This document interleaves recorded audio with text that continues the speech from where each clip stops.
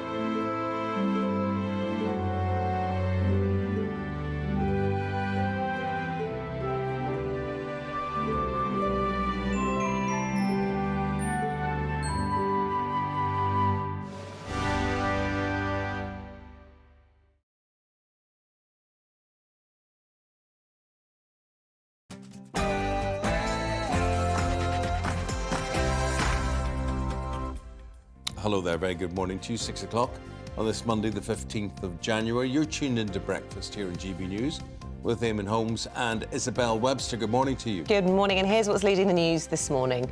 Amid a world of mounting threats and tensions, the Secretary of State for Defence, Grant Shapps, is set to commit 20,000 British troops to NATO, and we'll be speaking with him at the end of this hour for the details. The Conservatives are on course for a 1997-style electoral wipeout as Labour looks set to sweep to power with the help of an unlikely ally. Millie Cook with the latest on that. A busy day in Westminster with Defence Secretary Grant Shapps expected to say the UK must defend itself against the Putin menace. I'll bring you all the details in a moment. A 6-year independent inquiry into the Rochdale grooming stories is to be made public today, set to reveal the extent of police failings and cover-ups. We'll be bringing you the latest as we get it. New details today over the late Queen's fury over the naming of Harry and Meghan's daughter, Lilibet. Plus, a new dawn for Denmark as King Frederick has been proclaimed king following the abdication of his mother, Queen Marguerite II. The number one enemy of drivers across Britain is, of course, potholes. But on this National Pothole Day, we'll be exploring some of the innovative solutions that are being used to fix the crisis. You're a crisis I'd like to fix. Well, I appreciate the fact that you're trying to fix me. Yeah, well, look, we're still friends, 2-2. Yeah, that's okay. So, yeah. So give it a little headline, so what's going on. Yeah. So Manchester United and Tottenham Hotspur draw 2-2, as we just mentioned, which is good for harmony and friendship here at GB News. So everybody's happy. Ronnie O'Sullivan is remarkable. Andy Murray's playing in the Australian Open. OK. And I'm the referee this morning between these two. Send in your thoughts. What have you been up to over the weekend? What do you make of all the stories making the news this morning? gbviews@gbnews.com.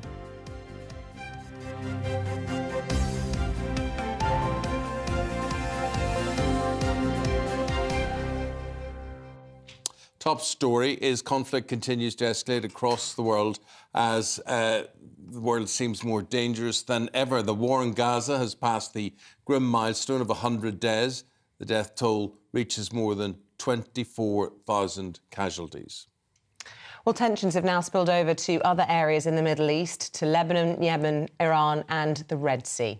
Now, in the last few days, UK-US airstrikes have targeted around 90 Houthi positions in Yemen after weeks of rebel attacks on shipping in the region.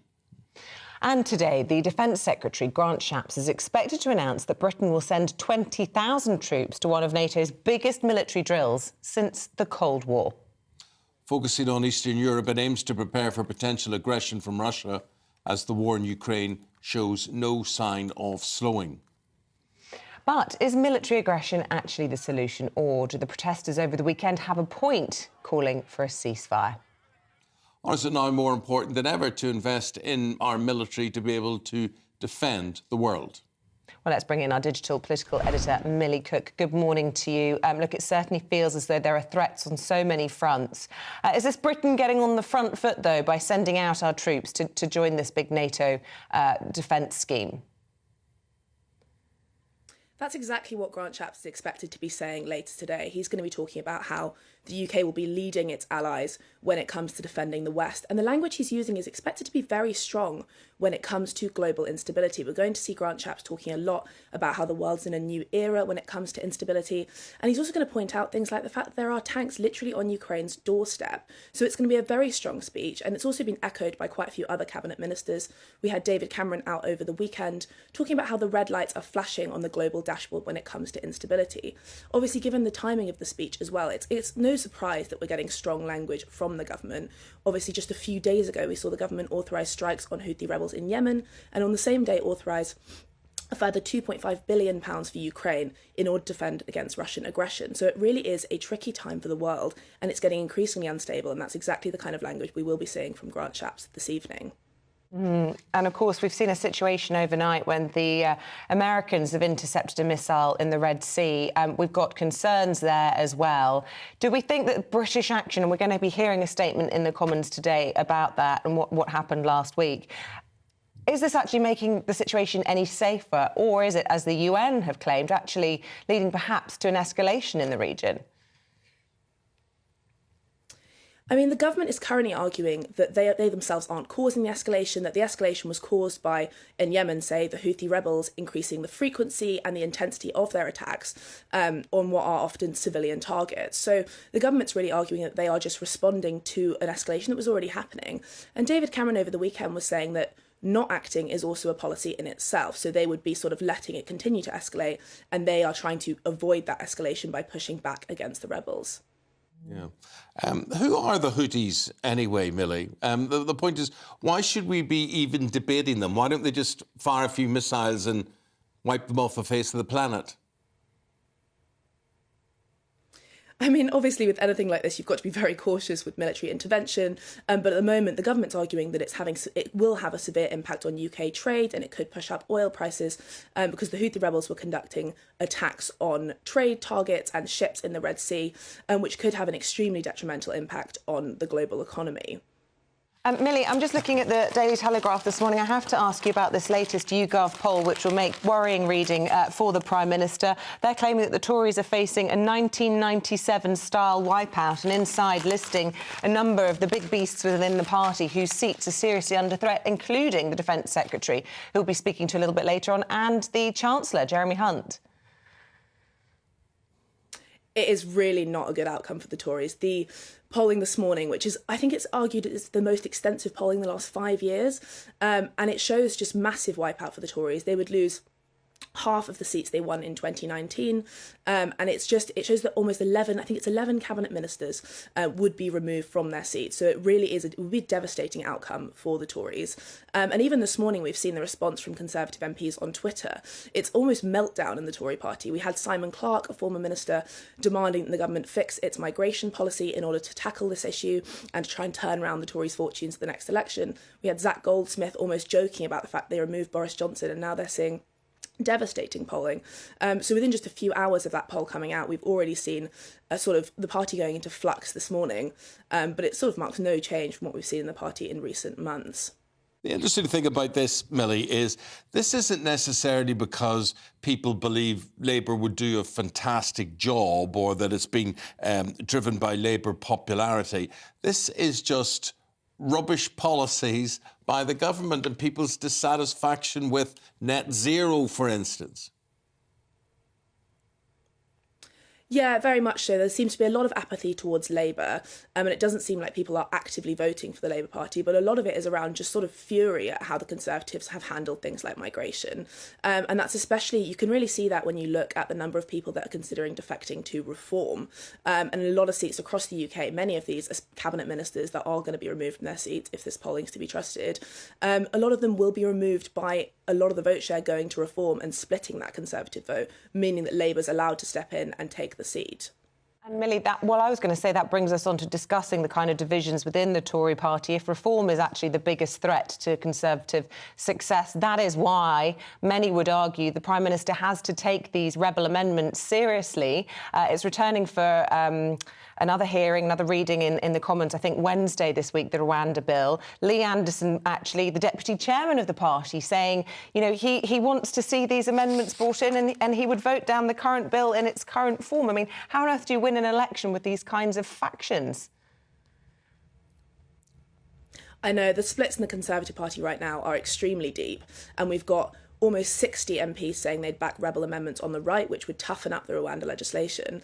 But then you've also got MPs like Robert Buckland on the more moderate wing of the party arguing that they would vote against the bill entirely if any of these amendments go through. He argued that the bill itself already goes too far, and if any of those amendments go through, it takes it completely beyond the point of no return. So the splits are so deep that you've got MPs on both sides saying that if the other side goes through, they just will completely turn their back on the legislation. So it is a precarious position for the government, and it really highlights how there is literally no agreement on the one issue that matters so much to voters.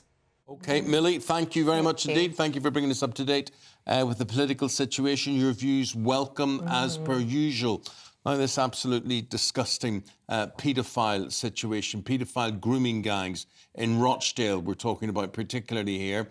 A report into this is to be made public today. Yes, it's expected to set out the failings by senior police and council bosses for not doing enough to help hundreds of youngsters, mainly poor white girls, from abuse by Asian men. Right. This is what gets me straight away. Whatever failings there are with the police, and I'm not saying that shouldn't be highlighted, it should be highlighted. Why are we taking our eye off the ball? It's not the police that are abusing these young girls. It's these Asian gangs. So why, again, are we taking our attention away from where this is actually coming from? A press conference is going to be held later this morning to discuss the findings, and the Mayor of Greater Manchester, Andy Burnham, will be there, as well as whistleblower Maggie Oliver. Well, joining us now is Specialist Abuse Solicitor Alan Collins. Good morning to you. Listen, it's interesting that we'll be hearing from Maggie Oliver later. I believe this report by the Mayor of Manchester was brought about following on from a big documentary in which Maggie featured, talking about a lot of the failings of the huge Rochdale scandal, which we've seen the big prosecutions for. But I believe we can expect from this report that actually they're saying, unlike what, you know, the local council and the police would like to have us believe, this is not done and dusted. There are still a lot of people out there who are involved in this who have never been brought to justice. Do you think that's likely to be what we hear today? Certainly, and even if we didn't hear that, I think that's a fact that we all need to be conscious of. This isn't going to go away. So it's extremely important that we have these reports and we understand what is happening, and we all has happened, but we need to appreciate that there's no room for complacency because these terrible issues are still with us. Yeah, and so are these terrible men. And I just, again, Alan, I have this thing that, OK, the police may have failed, somebody should be wrapped over the knuckles, reform should happen, but let's not lose sight of the danger that is out there and how this actually exists and the way these gangs just seem to get away with this. And it's always, let's blame someone else. Let's not mention the war. No, let's not mention where this is emanating from. There should be no no-go zones, if I can use some phraseology there. I think one of the errors that we see from that's highlighted in these reports is there's concerns over sensitivities of not being seen to identify particular sections of society and so on. As I said, it should be confronted head on. There should be no areas of life or society which should be treated with kid gloves, so to speak. Alan, otherwise, we're going to have these ongoing problems. Yeah, what is going to happen today? Are we going to hear about this victims bill? There's a victims bill before Parliament. What has happened to that? Well, that's very important that you've raised that, because one of the issues is the complete lack of accountability. I'm sure if you spoke to victims and survivors, they would say it's very difficult, if not impossible, to get accountability. And that is being able to hold the system and individuals to account their failings in allowing the sexual abuse to happen.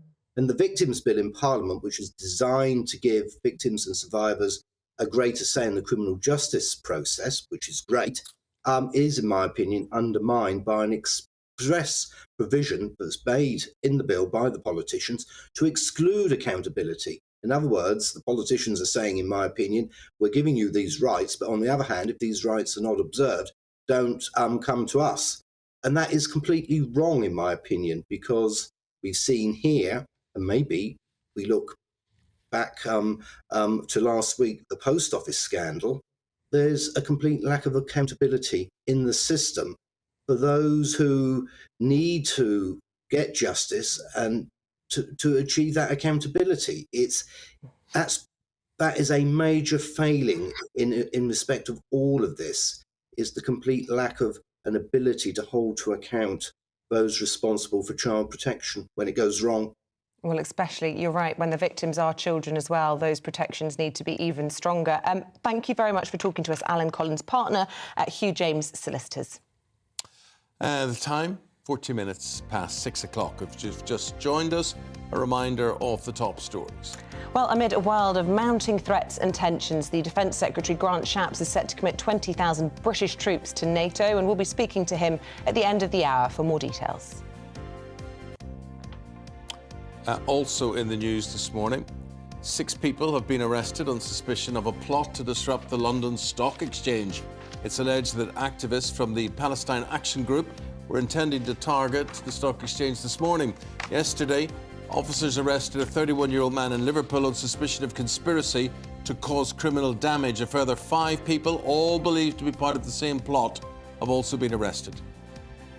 And pharmacists have warned a medicine shortage in the NHS is a risk to lives, as unpublished figures have revealed the number of products in short supply has doubled over the past 2 years. Medicines currently in a shortage of them include treatments for controlling epileptic seizures, as well as treatments for conditions ranging from cancer to schizophrenia and type 2 diabetes.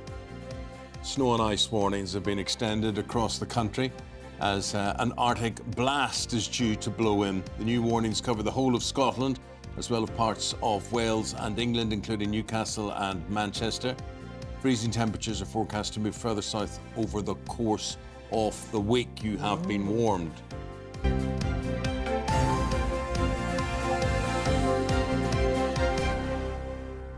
Now, see, I know you were in the West Country yesterday, but I don't know what the weather was like there. For us down here in the southeast, glorious sunny morning. And then I went to move my car just before bed last night, and I think it had rained. And then when I got up this morning, it was sub-zero temperatures, so I had an icy car. And I tell you what that's really bad for.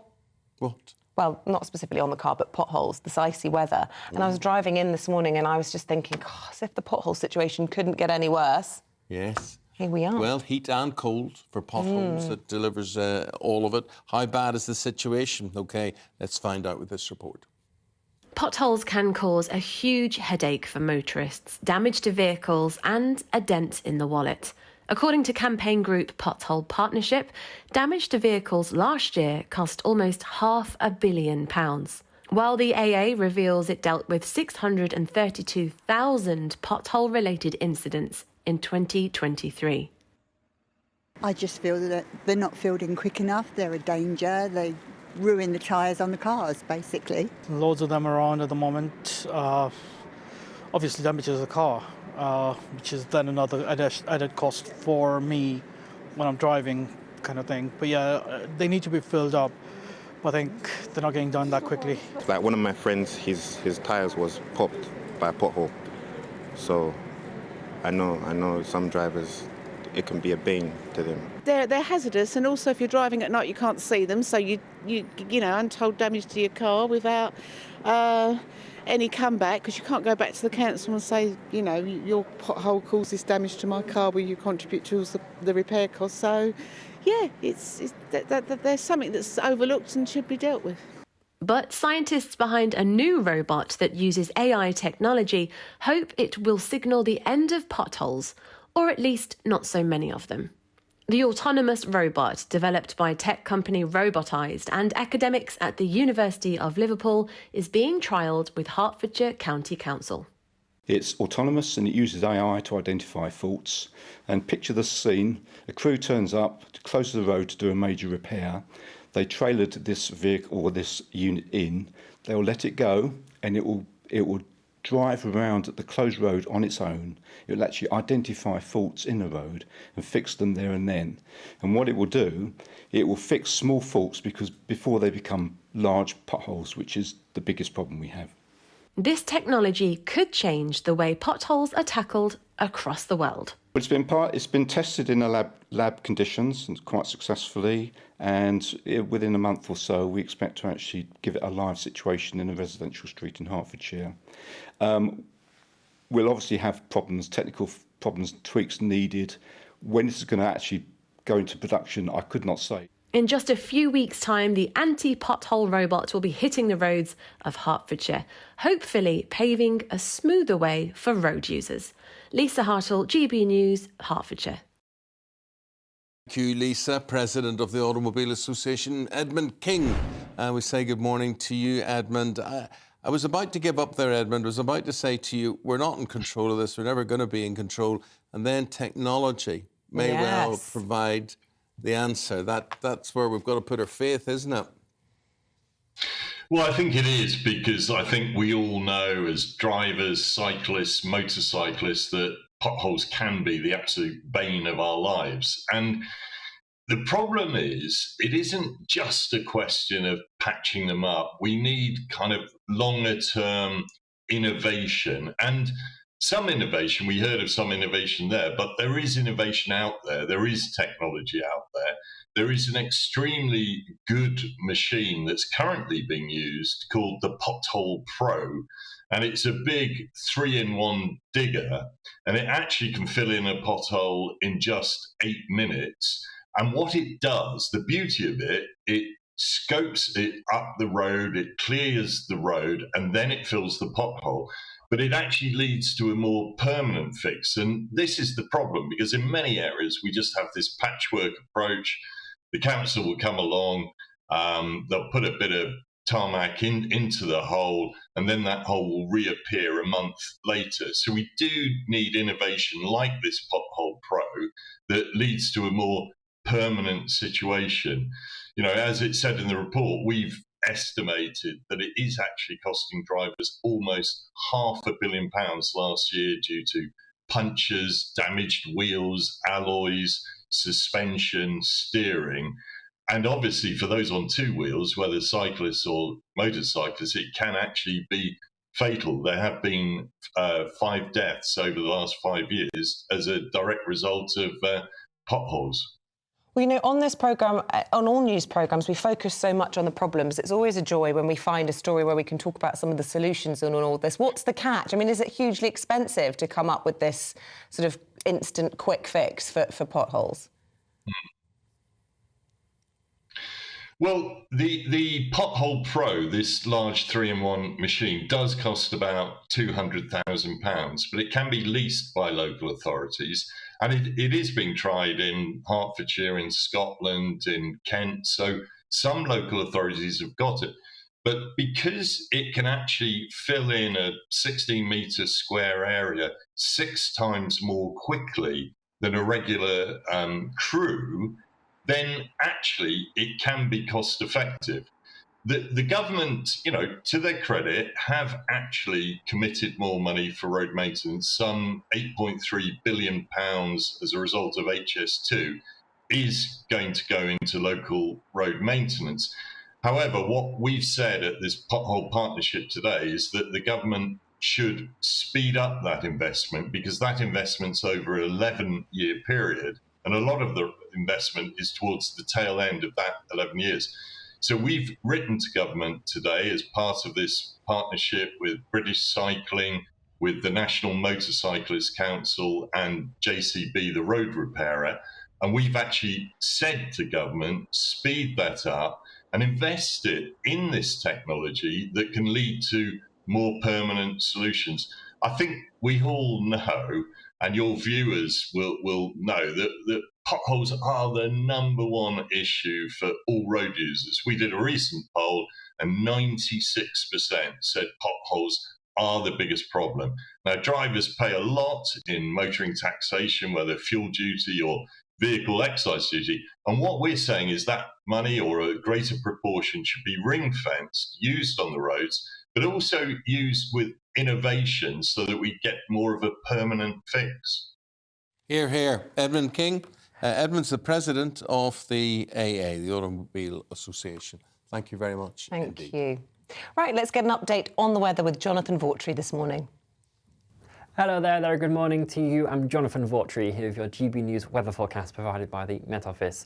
Brace yourselves for the chill when you step outside this morning. This plunge of cold Arctic air is now well and truly across all areas of the UK. It is a very frosty start to the new working week. There will be some icy stretches around as well, so do take care when you are travelling first thing. If it's snow you're after, though, you'll need to be in a region that's exposed to the northerly winds. So northern Scotland seeing some snow showers, Northern Ireland, maybe some sleet showers for parts of West Wales, southwest England, and some just skirting parts of East Yorkshire down into Norfolk as well. But further inland, it will be dry with plenty amounts of sunshine, but still very cold despite that sunshine. And the frost will quickly return once the sun goes down this evening. Another very cold night on the cards right across the board. A slight change in wind direction to a northwesterly could allow some snow showers to push further inland across northwest England, parts of Wales as we head into the early hours of Tuesday morning. But for everyone, those temperatures well and truly sub-freezing to kick off the day. As we move throughout Tuesday, we do need to keep an eye on this feature moving in from the northwest. There's still some uncertainty in regards to the exact track of it, but it could provide more snow for parts of Scotland, maybe into the Pennine districts as well, high ground areas of Northern Ireland also. Further towards central southern areas of England, it will stay drier with sunshine, hazier skies though in the far southwest. Temperatures again only seeing highs of 1 to 5 degrees Celsius, and that cold theme continues right throughout the week. Enjoy your day. Bye-bye. Thank you, Jonathan. Jonathan's a nice name. Lilibet, is that a nice name? Well, up next, we've got details of the late Queen's fury over Harry and Meghan, calling their daughter just that.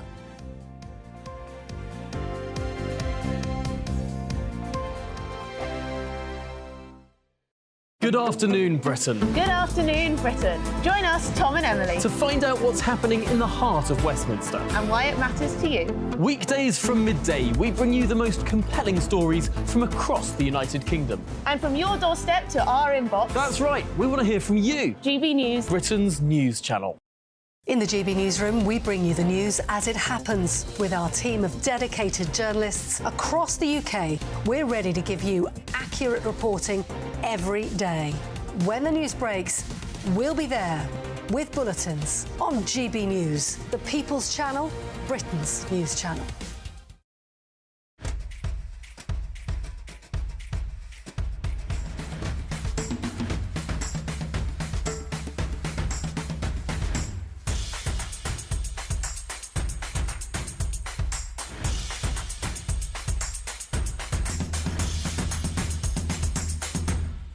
Tired of the usual focus-tested, pre-prepared Westminster runaround? Well, so am I. So you want higher taxes? Is your department to blame for this? Are you rethinking this policy? Every Sunday at 9:30, I'll be sitting down with those in power to get the truth about the issues affecting you. Let's be honest, we've known about the cost pressures of this project for years, not months. That's the Camilla Tominey Show, a politics show with personality. On GB News, the People's Channel, Britain's news channel. I think the most exciting bit for me is talking to people. People who I think are ignored often by the major news channels. We're going to give news they want to hear. There's a voice there that needs to be heard. I think there's a chance here for a diversity of opinion to be expressed, which you don't find elsewhere. It's really exciting. We don't hold back. We're free to say how decisions that are taken here affect us all around the country. Only on GB News, the People's Channel, Britain's news channel.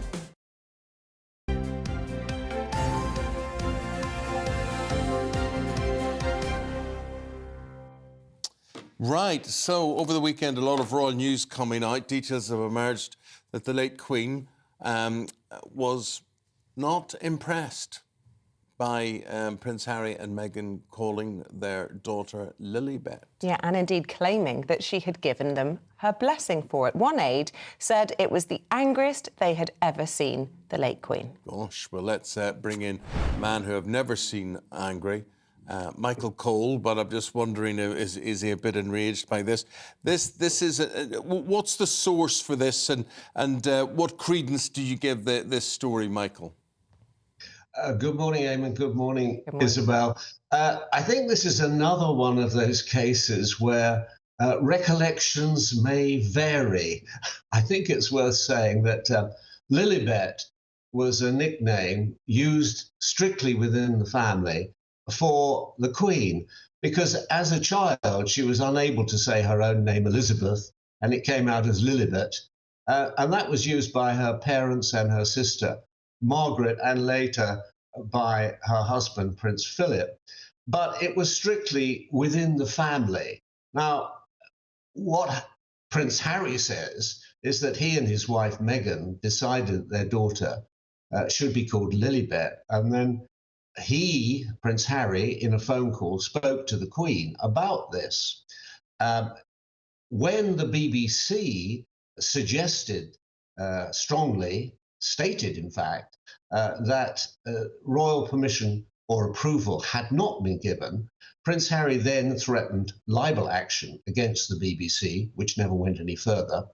And when Prince Harry called upon the Buckingham Palace to back up his story that he had indeed received royal approval of this new name, Buckingham Palace was strangely silent about it. They didn't back him up, which spoke volumes. And it is interesting that we, a year ago, were all talking about Spare, the Prince's ghost-written autobiography. And in that book, which deals with lots of things, he doesn't find any space to talk about this rather controversial naming of his child. I must say, and you did very kindly ask what my personal opinion, whether I was angry about it. I mean, I thought at the time it was a bit naff, to be honest with you. I didn't think it was the right thing. I think also it's very important when you're giving a child a name that it should be a proper name. At one time, any self-respecting priest or minister would refuse to name a child unless it was a proper recognised from the Bible or from an official source name.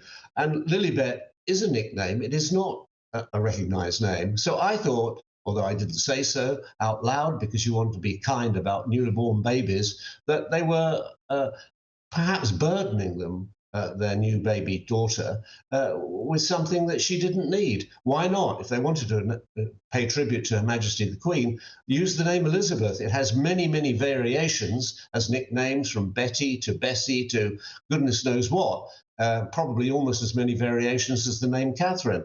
But Lilibet was something private to the royal family, and maybe it should have been kept there. We have to ask you, speaking of royal family, a new reign has begun for cousins, I suppose you could say, removed of our own royal family over in Denmark. And you know, this is a historic moment. Great day for the Danes yesterday. Rejoicing, unconstrained, but in a very nice pomp and pageantry, but in a nice restrained Danish way. And so we now have King Frederick X. That's Fred X, I suppose, which I suppose is better than FedEx. But there he is with his lovely family and his queen, Australian-born of Scottish heritage, in the square in front of the Christiansborg Palace. Yes, as you say, the connections are very, very strong because King Charles's father, Prince Philip, he was Prince of Greece and also Prince of Denmark. And the king, King Charles III's great-great-grandmother was Queen Alexandra of Denmark, who remained very, very patriotic about her Danish heritage throughout her life. She knew everything about Schleswig-Holstein, the two provinces of Denmark which were captured and usurped and taken by Prussia in the 19th century. Beautiful ceremony yesterday, very low-key. And what was wonderful about it, on the balcony scene there, you could see how emotional the king was, wiping away a tear. And quite clearly, when he appeared, there's Queen Margareta II, after 52 years on the throne, leaving with the gratitude of the people there, hugely popular in the country, adored actually, And the Prime Minister, who did not start off as a monarchist, in fact, was not a monarchist in any way whatsoever, Mette Frederiksen, she was warm to the idea of the monarchy as she worked with Margareta II, who was a very wonderful person. I had the privilege of meeting her on one occasion, and she was very amusing. There she is, announcing on New Year's Eve that she was stepping down.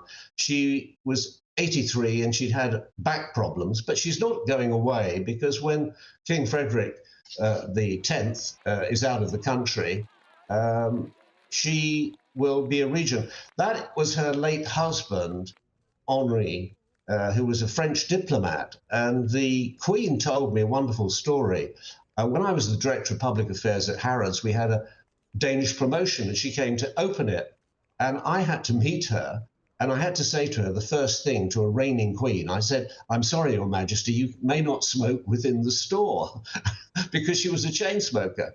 And she said to me, "Don't worry about that." She said, "I know all about that." She said, "I owe everything to Harrods." So I said, "Well, do tell me how that is true." So she said, "When I was at Cambridge studying archaeology," she said, "I would get on the train to King's Cross, completely incognito, without a detective. Nobody recognized me. And I'd get on the Piccadilly line to Knightsbridge, and I would meet Henri, who was a French diplomat at the nearby embassy, and we would meet in the Harrods banking hall. That was our rendezvous. That was our secret meeting place. And then he was my boyfriend. Then he became my fiancé, then we married, and he changed his name to Henrique, and he became a Danish citizen. And of course, they had their two sons, one of whom became king, King Frederick the 10th yesterday. So London is certainly figured very strongly in the king's life. During the Olympics in London of 2012, he actually carried the Olympic torch through Notting Hill, the new king. So, yes, he did. The things you learn, Michael. And the role of Harrods in so many royal stories. And we have to leave it there. Michael Cole, thank you very much indeed. Thank you. A joy listening to you, Always. Michael. Thank you very much indeed. With the time at 25 to 7, a roundup of what else is happening news-wise. Rising tensions around the world. The Defence Secretary Grant Shapps is set to commit 20,000 British troops to NATO. Grant Shapps live on the programme in about 15 minutes' time. Meanwhile, the Conservatives are on course for a 1997-style electoral wipeout as Labour looks set to sweep to power with the help of an unlikely ally. A 6-year independent inquiry into the Rochdale grooming case is to be made public today, set to reveal the extent of police failings and cover-ups. We'll be bringing you the latest big news conference scheduled there at 8:30 this morning.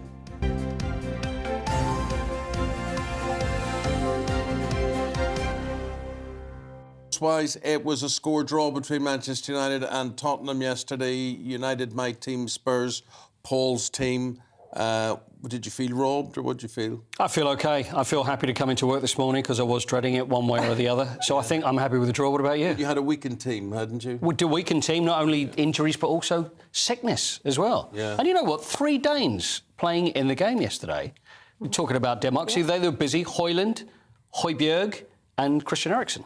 Yeah. And undskyld, jeg vidste ikke dividend veninde, which is our favourite phrase. You remember? Sorry, I didn't know that was your girlfriend. That's the only Danish that I know that I always like to wheel out at any Danish occasion. Ronnie O'Sullivan, do you know, I think it's great. He's the new Masters champion. Yep. He's done that for the 8th time. He's incredible, absolutely remarkable. The youngest, because we had that with the British Open just a couple of months ago, that he was the youngest winner and the oldest winner, and the same thing now goes for the Masters as well. 48 years old, but Ali Carter in the final. I mean, this guy is incredible. I mean, we think of all the old snooker masters of the day, like Ray Reardon, that looked double Ronnie's age. He was actually younger than Ronnie was. He was 6-3 down against Ali Carter. Won 7 of the next 8 frames. It's great that he's got the appetite for still has. And He watching. I mean, he's talked about how he doesn't like it, though, hasn't he? No, he does. He does like it. It's kind of like a love-hate thing. It's a nervous thing. And he still says. He said yesterday, he still didn't think he was playing well enough, and always thinks about the game. Oh, I'm not really this, and I'm not really. It's the greatest the world has ever seen at this game. And what's interesting is that as far as snooker's concerned, and people say it's not quite as popular as it was, looking at darts, for the 2025 Masters, so obviously we're a year away from that, they went on sale Saturday, sold out the final weekend in 6 minutes. OK. But, I mean, there's not a lot of seats in there, but even so, it is selling out. So snooker is getting popular again, slowly but surely. Yeah. You saw that ticker tape coming down one of the pictures we had of Ron O'Sullivan there when he was given the trophy. Yeah. I had that once. Ticker tape fell from the ceiling during the end of a game show that I was hosting. Right. And I swallowed the ticker tape. You didn't? I breathed What, it. were you leaning back? You mustn't do that. I'm trying to say, well, that's it. Thank you for joining us. Paul Coyte is the winner of the... And it went into my mouth. And honestly, I thought I was going to die. The only thing I can compare that to is confetti on your wedding day, and it gets into places you never thought confetti would go. Really? It was all down my dress on the inside, but I didn't have to speak through that, so... But it's a pretty impressive trick, though. You go, thank you very much, and then all the ticker tape comes out. It's very impressive. I just say to you, thank you very much. Yes, we're no ticker tape there. See you again shortly. Thank you very much. Still to come. Gary Lineker under pressure as he retweets for Israel to be banned from international football. That's in Headline Makers next.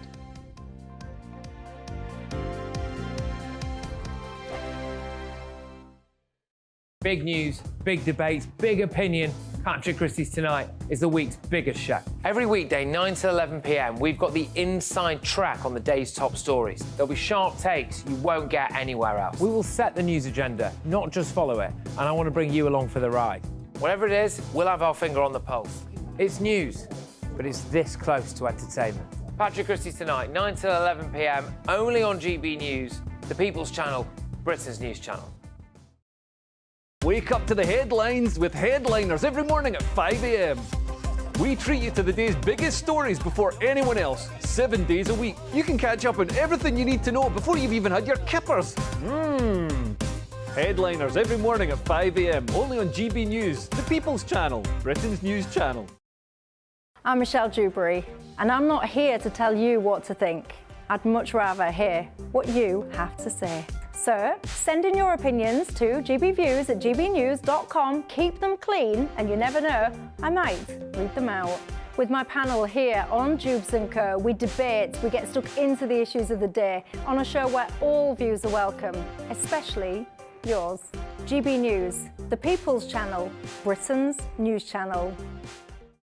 When the news happens, it happens here. And really important breaking news. Breaking news this morning. On TV, radio and online, the news starts here on Britain's Newsroom. All the biggest stories and the answers that you need from across the UK and beyond. Join Britain's Newsroom from 9:30 on GB News. The People's Channel, Britain's news channel.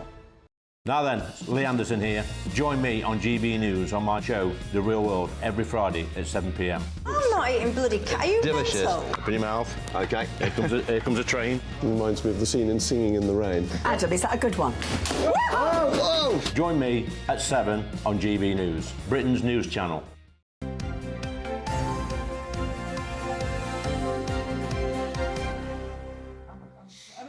We are going through the papers this morning in the company of Nicola McKean and Dawn Neeson. It's our favourite part of the programme. And Dawn was just discussing... Is it not? What's your favourite part? Well, I've lots. I like talking to Paul Coyte. I think that's Oh, OK, that's your favourite. This is my favourite bit. Right, fine, come on then. Come on, Nicola, we're out. Dawn, you were just discussing at length about where you want to go first. So tell us what you fancy. OK, well, I think we should maybe start with Gary Lineker. Yes, good idea. Why not? And because Nicola obviously has a vested interest in football. Her lad's off today for trials. Oh, yeah. So, good luck. I know, yeah.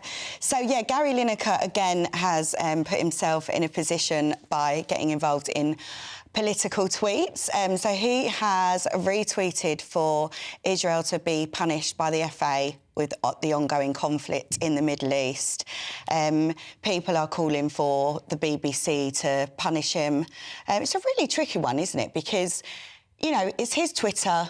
He's freedom of speech. I don't know what's in his contract and what's not in his contract. He seems to be able to get away with saying whatever he wants. I mean, Jewish Tory MP Andrew Percy told The Telegraph that Gary Lineker is an ill-informed ignorant commentator on the Middle East. So he's definitely ruffled feathers yet again. I just don't know why he keeps on doing it. It seems so provocative. I agree with you. I'm not sure why he feels the need to keep on doing things like this. For instance, has he tweeted on, I don't know the answer to this, against Russia taking part in international events? I don't know whether he has or not, but what was interesting, his Twitter account was very silent when Hamas went into Israel on October the 7th. He hasn't made any comments on that.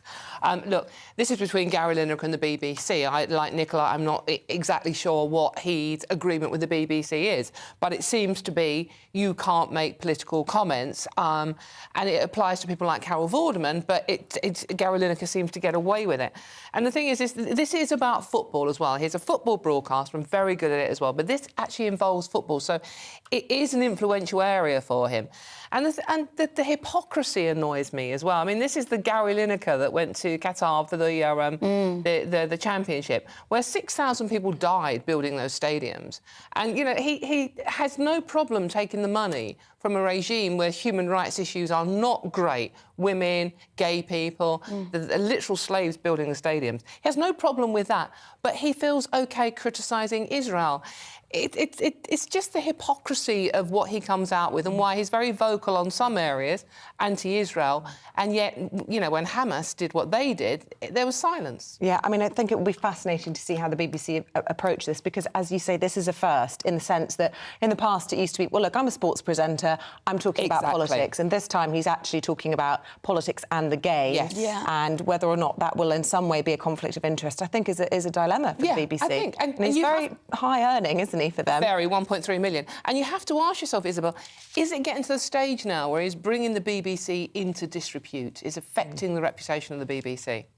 OK. Well, it's almost as if he's goading the BBC into sacking him, but there we go. We've got the Defence Secretary standing by. We welcome Grant Shapps to the programme and we say good morning to him. We'll say goodbye to you for now and come back to the papers. Good morning, Defence Secretary. Thanks very much indeed for your time. A busy morning for you. This morning you'll be making an announcement to the Commons about 20,000 troops being sent to Europe. Tell us more. Yes, that's right. This will be the biggest deployment of UK troops to NATO for about 40 years. This is an operation which is designed to essentially allow NATO to test our approach in what is, as I'll be saying in another speech this morning, a much more dangerous world, given the conflicts in Europe, the conflicts in the Middle East, but also the sort of intent of people like Putin to really disrupt the world order and our way of life. And so we'll be leading that NATO exercise, which will be about 40,000 people overall. Should we be unduly worried about this? Is this a precursor to you thinking we're going to get involved in some sort of engagement? No, not necessarily, but we've seen what Putin is capable of. We know that he's walked into a democratic neighbour in Ukraine and caused mayhem. And you know, sometimes it's tempting to think, well, what's this got to do with us? But we saw last year, didn't we, with that enormous spike in energy prices and the incredible cost to households here, that what happens over there really does matter here as well.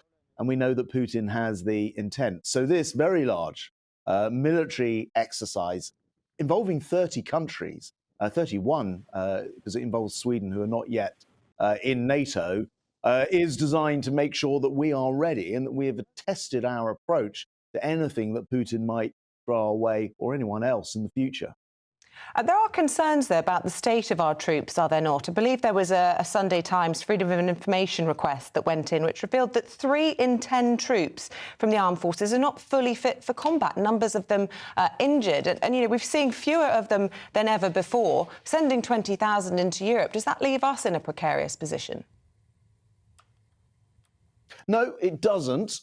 Look, I often hear a lot of sort of conflation between when you start talking about anything military. People say, well, we haven't got the number of armed forces. Well, it's true, actually. We don't sustain that vast number of troops. But when you talk about armed forces, you're talking about the ships, the planes, the ability in terms of lethality of the weapon systems that you have. And as we've seen with the conflict in Europe, which country has been first to step up and do more than any other country? The United Kingdom. We were the first people to do everything, provide training, to provide tanks, anti-tank missiles, long-range missiles. And just last week, we provided another $2.5 billion, the biggest ever package from the UK to Ukraine. So we're very capable, respected around the world because of that. And as I say, are able to actually produce 20,000 troops to lead this exercise for NATO in Europe. Does that mean we have an appetite that perhaps others do not have for this conflict?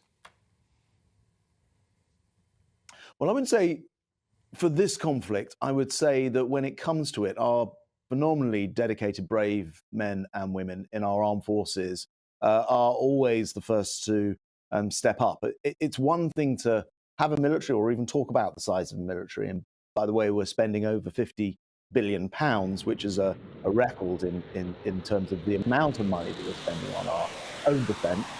But when it actually comes to being needed, the difference with the UK military is we are up for it. And we saw last week with the pictures you're showing at the moment, how when it came to the Houthis in the Red Sea, it was the United Kingdom that stepped up with the US to actually do something about the fact that international shipping was grinding to a halt in the Red Sea. I want to ask you about NATO. Clearly, by sending 20,000 troops, this is a vote of confidence in the organisation. Trump takes a different view on it. If he's re-elected, the MI6 boss here has been warning that that could be a threat to our national security as a result of his views on NATO. So how worried should we be, given that this morning you're telling us that Putin is a huge menace and that you think we need to be supporting NATO? Well, look, first of all, I think it's worth saying that Putin, was walked into Ukraine. I don't suppose he was thinking that the next response by Western countries would be to enlarge NATO, and in fact, it's been growing. The second point is, though, and I think this is a fair point, everybody needs to pull their weight in NATO. Since 2014, when actually the UK hosted a NATO summit, it was agreed that countries should put at least 2% of their GDP, their gross domestic product, into defence.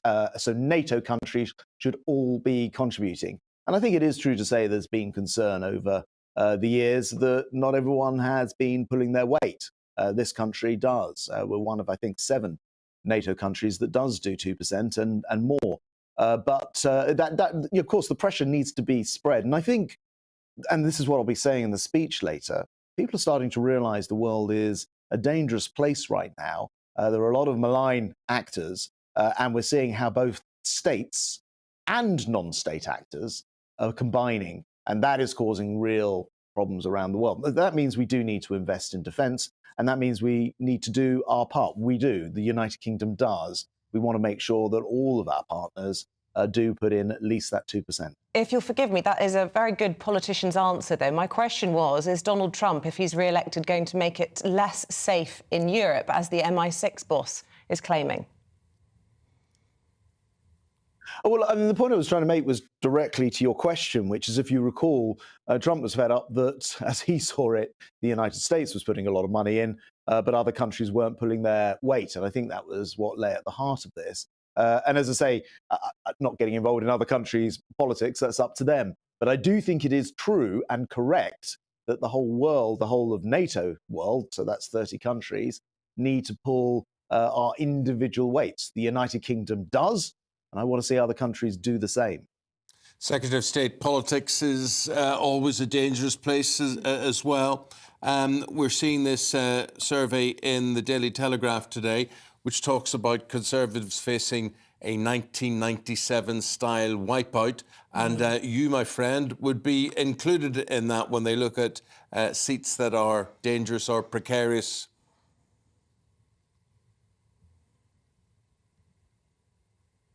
Well, first of all, actually, they don't look at individual seats. That's not the methodology there, so it's not a poll of my constituency particularly. But look, everybody knows there isn't an election tomorrow. Well, we have a plan that we're working to, and that plan has started to see inflation really plummeting, the economy growing. We've seen tax cuts, which now in January have come through and worth about £450 for somebody on the average salary. And I hope we can do more in that direction. In other words, we have a plan. It's working and it's starting to work.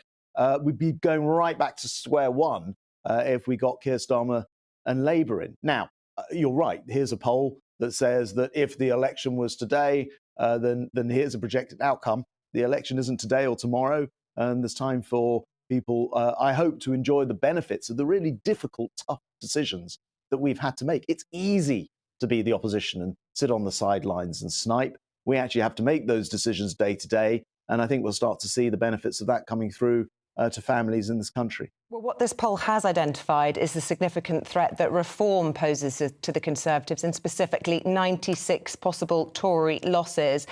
Isn't it time, therefore, that you listen to the right of your party, particularly on this Rwanda bill as it comes back to Parliament this week? Because otherwise you risk handing those votes and the keys, therefore, to Labour, to Downing Street. Well, look, I think, of course, voting anyway, other than Conservative, risks handing the keys to Labour. And the problem with that is, if taking Rwanda as an example, Keir Starmer and Labour have voted against every single measure, every method we've introduced, every law to try to stop those small boats. They voted against. Now, we've been having success, and one of the most hidden secrets of the last year is small boat arrivals were down by 36%. So we've seen a big drop, a big slashing in the number of small boats. No thanks to Keir Starmer. So, my point would be a vote in any other direction doesn't stop the small boats. It doesn't achieve what you want. It lets Keir Starmer in, and he doesn't have a plan to stop those small boats. Those gains that we've seen would be lost. We'd be right back to square one. So that would be my argument against voting another way, particularly if you care about issues like stopping small boats, where we're actually having success. OK. We finish in the time that remains to us, in the minute that remains to us, Secretary of State, about football and Gary Lineker. And the connection being with you is that he has shared a tweet calling for Israel to be punished by the world governing body for its invasion of Gaza. 20 seconds. I don't think I can ever come on your programme without there being a Gary Lineker moment. I stick to the politics. I wish he'd stick to the football, and I think the world will be a better place. OK. Grant Shapps, thank you very much indeed for your time this morning. Appreciate it. Thank you. We'll leave it there. Right. With that, we will go to the break, and we'll be back with all the latest news top of the hour. A brighter outlook with Box Solar, sponsors of weather on GB News. Hello there, very good morning to you. I'm Jonathan Vautry here with your GB News weather forecast provided by the Met Office. Brace yourselves for the chill when you step outside this morning. This plunge of cold Arctic air is now well and truly across all areas of the UK. It is a very frosty start to the new working week. There will be some icy stretches around as well, so do take care when you are travelling first thing. If it's snow you're after, though, you'll need to be in a region that's exposed to the northerly winds. So northern Scotland seeing some snow showers, Northern Ireland, maybe some sleet showers for parts of West Wales, southwest England, and some just skirting parts of East Yorkshire down into Norfolk as well. But further inland, it will be dry with plenty amounts of sunshine, but still very cold despite that sunshine. And the frost will quickly return once the sun goes down this evening. Another very cold night on the cards right across the board. A slight change in wind direction to a northwesterly could allow some snow showers to push further inland across northwest England, parts of Wales as we head into the early hours of Tuesday morning. But for everyone, those temperatures well and truly sub-freezing to kick off the day. As we move throughout Tuesday, we do need to keep an eye on this feature moving in from the northwest. There's still some uncertainty in regards to the exact track of it, but it could provide more snow for parts of Scotland, maybe into the Pennine districts as well, high ground areas of Northern Ireland also. Further towards central southern areas of England, it will stay drier with sunshine, hazier skies though in the far southwest. Temperatures again only seeing highs of 1 to 5 degrees Celsius, and that cold theme continues right throughout the week. Enjoy your day. Bye-bye. A brighter outlook with Box Solar, sponsors of weather on GB News.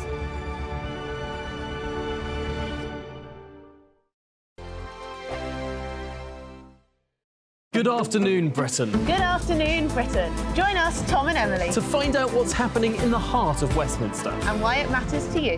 Weekdays from midday, we bring you the most compelling stories from across the United Kingdom. And from your doorstep to our inbox. That's right, we want to hear from you. GB News, Britain's news channel. Have a great Saturday night with me, Leo Curse, on this Saturday Night Showdown. It's a crazy world out there, so come and make fun of it with me, my panel of comedians, and a couple of people who actually know what they're talking about. This Saturday Night Showdown is your front row ticket to the clown show every Saturday, only on GB News, the People's Channel, Britain's news channel. GB News, unlike other broadcasters, isn't obsessed with the London-Westminster bubble. We think there's a nation beyond the M25, and that's why we talk about the issues that matter across the land. Join me on State of the Nation, 8 to 9 o'clock, Monday to Thursday, on GB News. Daisy's listening, and you should too. Your weekend starts here with Friday Night Live with me, Mark Dolan, 8 till 9 on GB News. Big stories, big guests and big laughs as we get you ready for a cracking weekend. That's Friday Night Live with Mark Dolan, Fridays 8 till 9 on GB News. Bring your own drinks, the admission's free.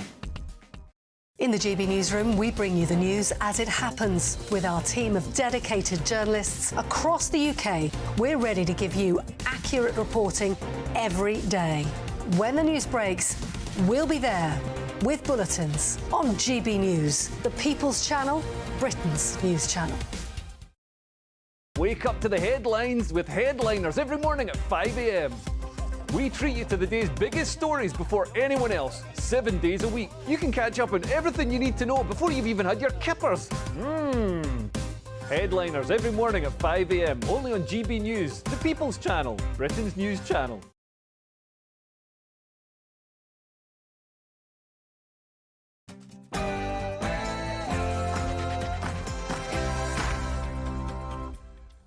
A very good morning to you. It's about to turn 7 o'clock. It's Monday, the 15th of January, and you are very welcome to breakfast with Eamonn and Isabel. Yeah, however you're watching, however you're listening, we are here on your device. Just say play GB News, and leading that news this morning.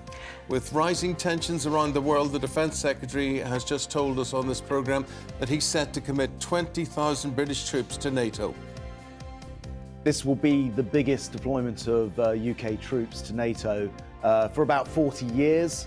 This is an operation which is designed to essentially allow NATO to test our approach. The Conservatives are on course for a 1997-style electoral wipeout. Labour's looking set to sweep to power with the help of an unlikely ally. Millie Cook has the latest. Yes, a busy day in Westminster, with Defence Secretary Grant Shapps expected to warn the UK must defend itself against the Putin menace. I'll bring you all the details in a moment. A 6-year independent inquiry into the Rochdale grooming situation is to be made public today, set to reveal the extent of police failings and cover-ups. We'll be bringing you the latest as we get it. Divisions in the Conservative Party are widening as the Rwanda bill is set to return to Parliament this week. We'll speak to one Conservative defending the bill, Chair of the One Nation Conservatives, Damien Green. Paul Coit, he's here reflecting the sport. Well, reflecting, and there's some sport going on at the moment, actually. Andy Murray's playing in his first round of the Australian Open against Thomas Martin Echeverry from Argentina. He's already dropped his serve. It could be another long day for him. Everton find themselves in a bit more trouble. We'll find out more about that later. And Spurs and Manchester United draw, and everybody's happy. We're all delighted. We're all friends. Thank goodness. Except the difference... The points, but the point gap between Man United and Spurs too much. But we don't do the banter thing. I don't like that when you go, oh, you're this and I'm that. We don't do any of that, do we? Too friendly. I mean, when you get a lot of football fans that love to do the banter and have a little pop at each other, because it always comes out and bites you on the backside, you see. Banter's fine. I mean, it's aggression's not fine. Okay. But it's not. I don't know if I've got aggression towards your banter, but I'm covering it up in my professional way. I'm not bantering, that's the thing. I'm stepping away from the banter. Okay. He's saving it for aggression later on. There's going to be a big full snap as we head towards the weekend. Here we are, we're only starting the week, but we're talking about the weekend to come. Jonathan Vautry will tell you more. We've got a cold week ahead of us and there's snow in the forecast for some of us. Join me later for all the details and to find out whether you'll be seeing any wintry flurries. And you've been very good getting in touch early this morning. And guess what you've been interested in this morning? Potholes, of course. It is National Pothole Day. Gary says stop building cycle lanes, fix the roads. We are charged a fortune to drive on rough roads. Yeah. Isabel's there talking about the things that you're interested in out there today. But what amazes me is no one seems to be interested, and this astounds me, in the abuse of young girls and children in Rochdale. And we're going to be talking about that. There's going to be a big news conference at 8:30 with the Mayor of Greater Manchester, Andy Burnham, talking about that. Now, also, they're talking about police failings, which are bad, but let's not forget the people who instigated all of this, the people, many of whom are still free, unpunished with all of this. But why doesn't that annoy you? Why doesn't that annoy people? Well, there's that 8-year-old girl, that 12-year-old girl, that 14-year-old girl who's been abused by these men. But anyway, let's get on with life. Very strange. Or send in your thoughts, gbviews@gbnews.com.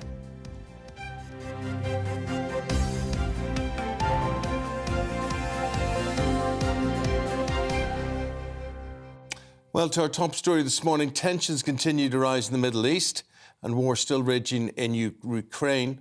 The world seems a very dangerous place. Yes, and today, in response, the Defence Secretary Grant Shapps has told us that Britain will now send 20,000 troops to one of NATO's biggest military drills since the Cold War.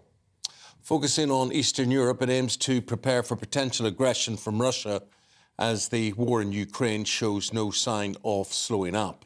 Well, let's bring in our digital political editor, Millie Cooker. Good morning again to you, Millie. It was interesting hearing from the Defence Secretary there, keen to point out how much more dangerous the world is looking in 2024 and how he thinks sending 20,000 troops and leading this NATO exercise will go some way to making it safer. Absolutely. We saw quite strong language this morning from Grant Shapps, and we will see more of that this evening in his speech, where he's going to announce that the UK will be sending 20,000 troops to Europe in what is the largest exercise since the Cold War. Shapps and other cabinet ministers have been using particularly strong language in recent days, given events in Yemen, to describe the situation and highlighting the world is increasingly unstable. Later today, he'll be saying things like, we're in a new era when it comes to defence of the world. And also talking about how it's an unprecedented scenario with a level of instability since the Cold War. Over the weekend, we saw David Cameron saying that the red lights are flashing on the global dashboard when it comes to instability. So obviously, it really is ramping up when it comes to the UK. And Grant Shapps' speech later today is going to be talking a lot about how the world is leading when it comes to NATO allies and how the UK is really putting itself out there as sort of the front runner when it comes to defending the global order of the West. Well, look, we'll also be hearing from the Prime Minister. He'll be giving a statement to Parliament today about those strikes on the Houthi rebels last week, and indeed there will be a debate in Parliament about it. Interesting sort of flip-flop in position from Labour on this. Certainly seems as though Sir Keir Starmer has changed his tune altogether, having said initially he wanted Parliament to have a vote on any kind of strike of this nature, but now backtracking. Yeah, yesterday we saw Starmer sort of defending his position, saying that it wasn't a backtrack, and he was saying he was clarifying his position and that actually he just wanted the convention of going to Parliament when you've got boots on the ground codified. So he was saying that he's always been arguing all along that he only wanted a vote when it was sort of sustained intervention, boots on the ground, troops going into a conflict zone for more longer term intervention. But obviously he's challenged on this because it does look like a backtrack. He wanted it codified in law that you had to go to Parliament for a vote, whereas last week, he was consulted on the Yemen strikes and he supported the movement. He said he supports it without Parliament being voted on, but he's argued that's just because it was a single strike rather than being a sustained intervention. And Millie, do you think he was a bit tetchy when we asked him about a possible 1997-style wipeout? This is a huge and, as you pointed out, expensive poll by YouGov.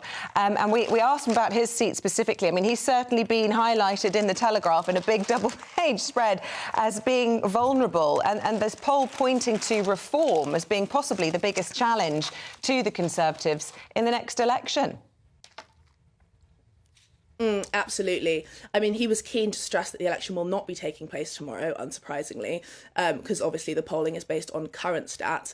But it was disastrous polling. So the idea that the party is going to kind of turn this around before the next election really is something to be seen. So Shapps' defence is saying that we've got a plan, it is working, and we will be turning it round by the time we've got the next election coming. But obviously, the polling shows that it's going to be the biggest defeat. It's going to be even bigger than 1997 or a similar style result.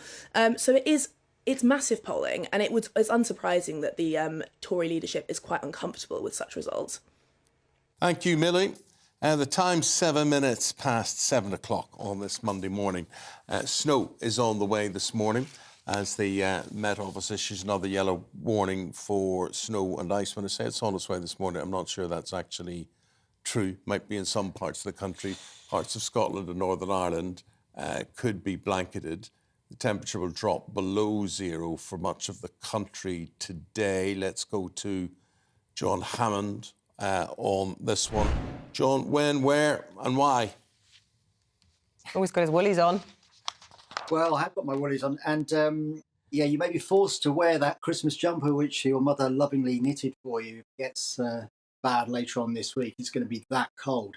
At the moment, the air's coming down from the Arctic. That's never a warm direction, as you may know, and it is now below freezing virtually everywhere. So if you're stepping out over the next hour or two, mind your feet, you might slip over in that because it's icy.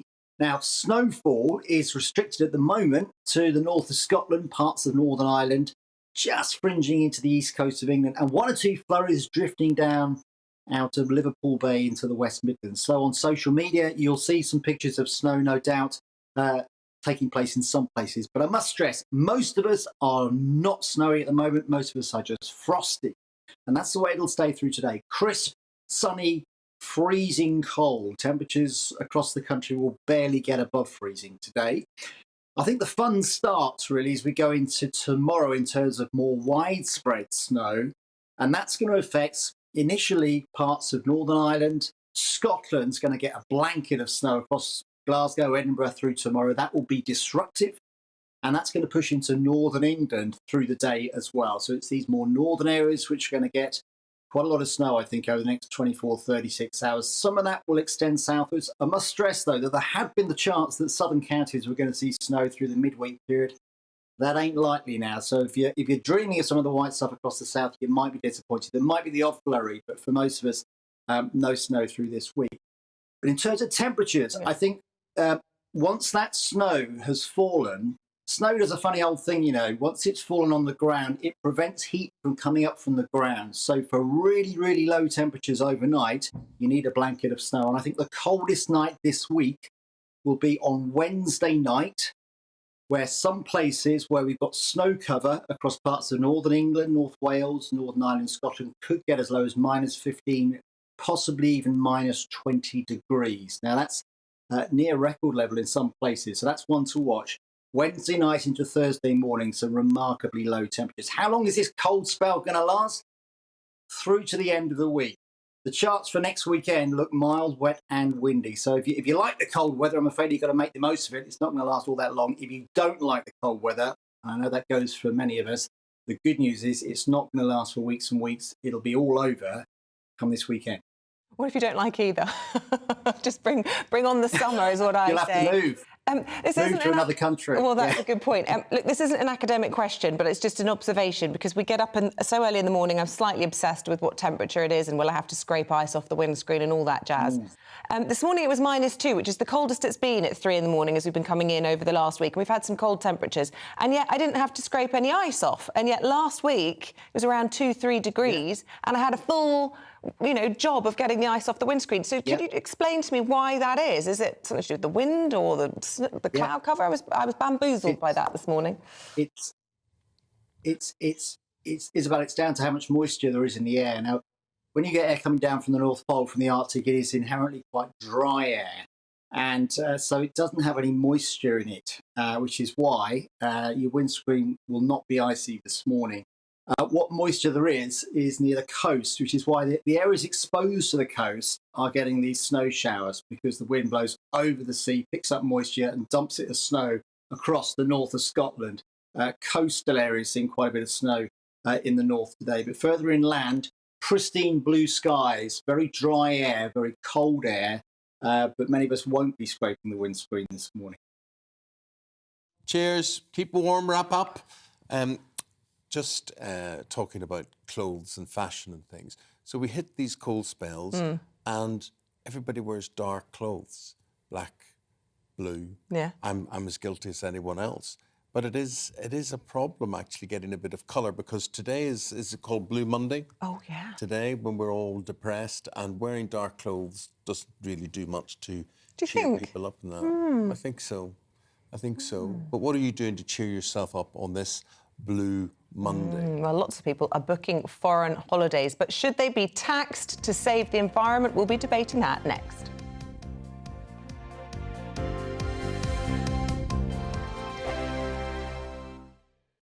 Join us every night on GB News at 11 p.m. for Headliners, which is 3 top comedians going through the next day's news stories, which is exactly what you need, because when the establishment has gone crazy, you need some craziness to make sense of it. Headliners. You don't have to bother reading the newspaper. We've got it covered for you. Every night at 11 p.m. and repeated every morning at 5 a.m. We won't send you to sleep like some of the other paper review shows out there. So join us 11 p.m. every night on GB News. The People's Channel, Britain's news channel. I think the most exciting bit for me is talking to people. People who I think are ignored often by the major news channels. We're going to give news they want to hear. There's a voice there that needs to be heard. I think there's a chance here for a diversity of opinion to be expressed, which you don't find elsewhere. It's really exciting. We don't hold back. We're free to say how decisions that are taken here affect us all around the country.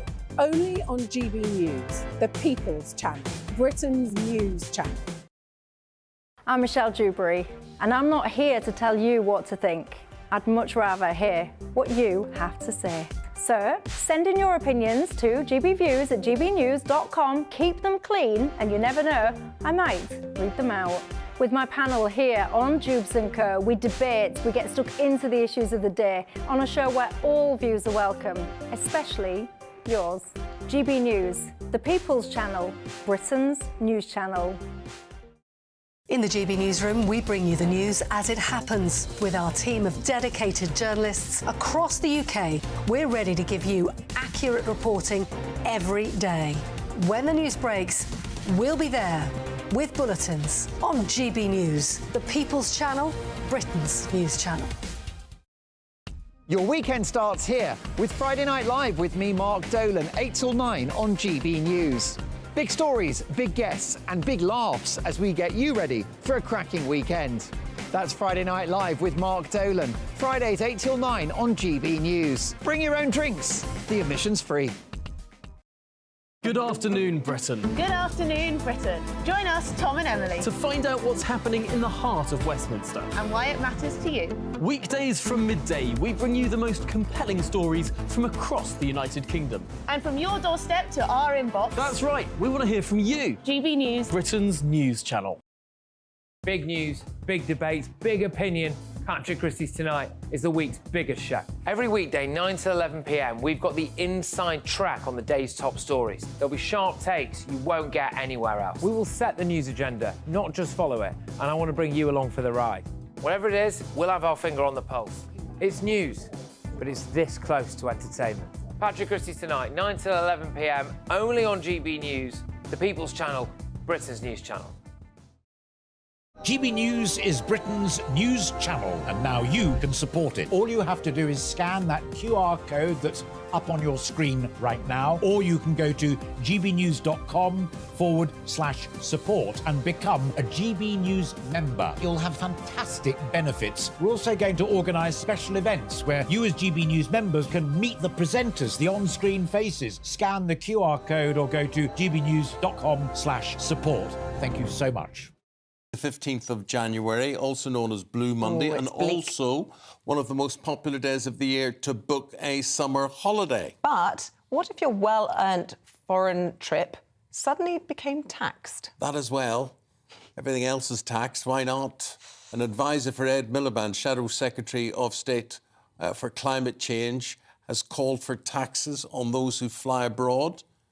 to curb carbon emissions. So should your foreign holidays be taxed to save the planet? Joining us now is founder of travel site God Save the Point, Gilbert Ott, and we also have the director of the Climate Media Coalition, Donica McCarthy. Good morning to you both. So what is God Save the Points, Gilbert?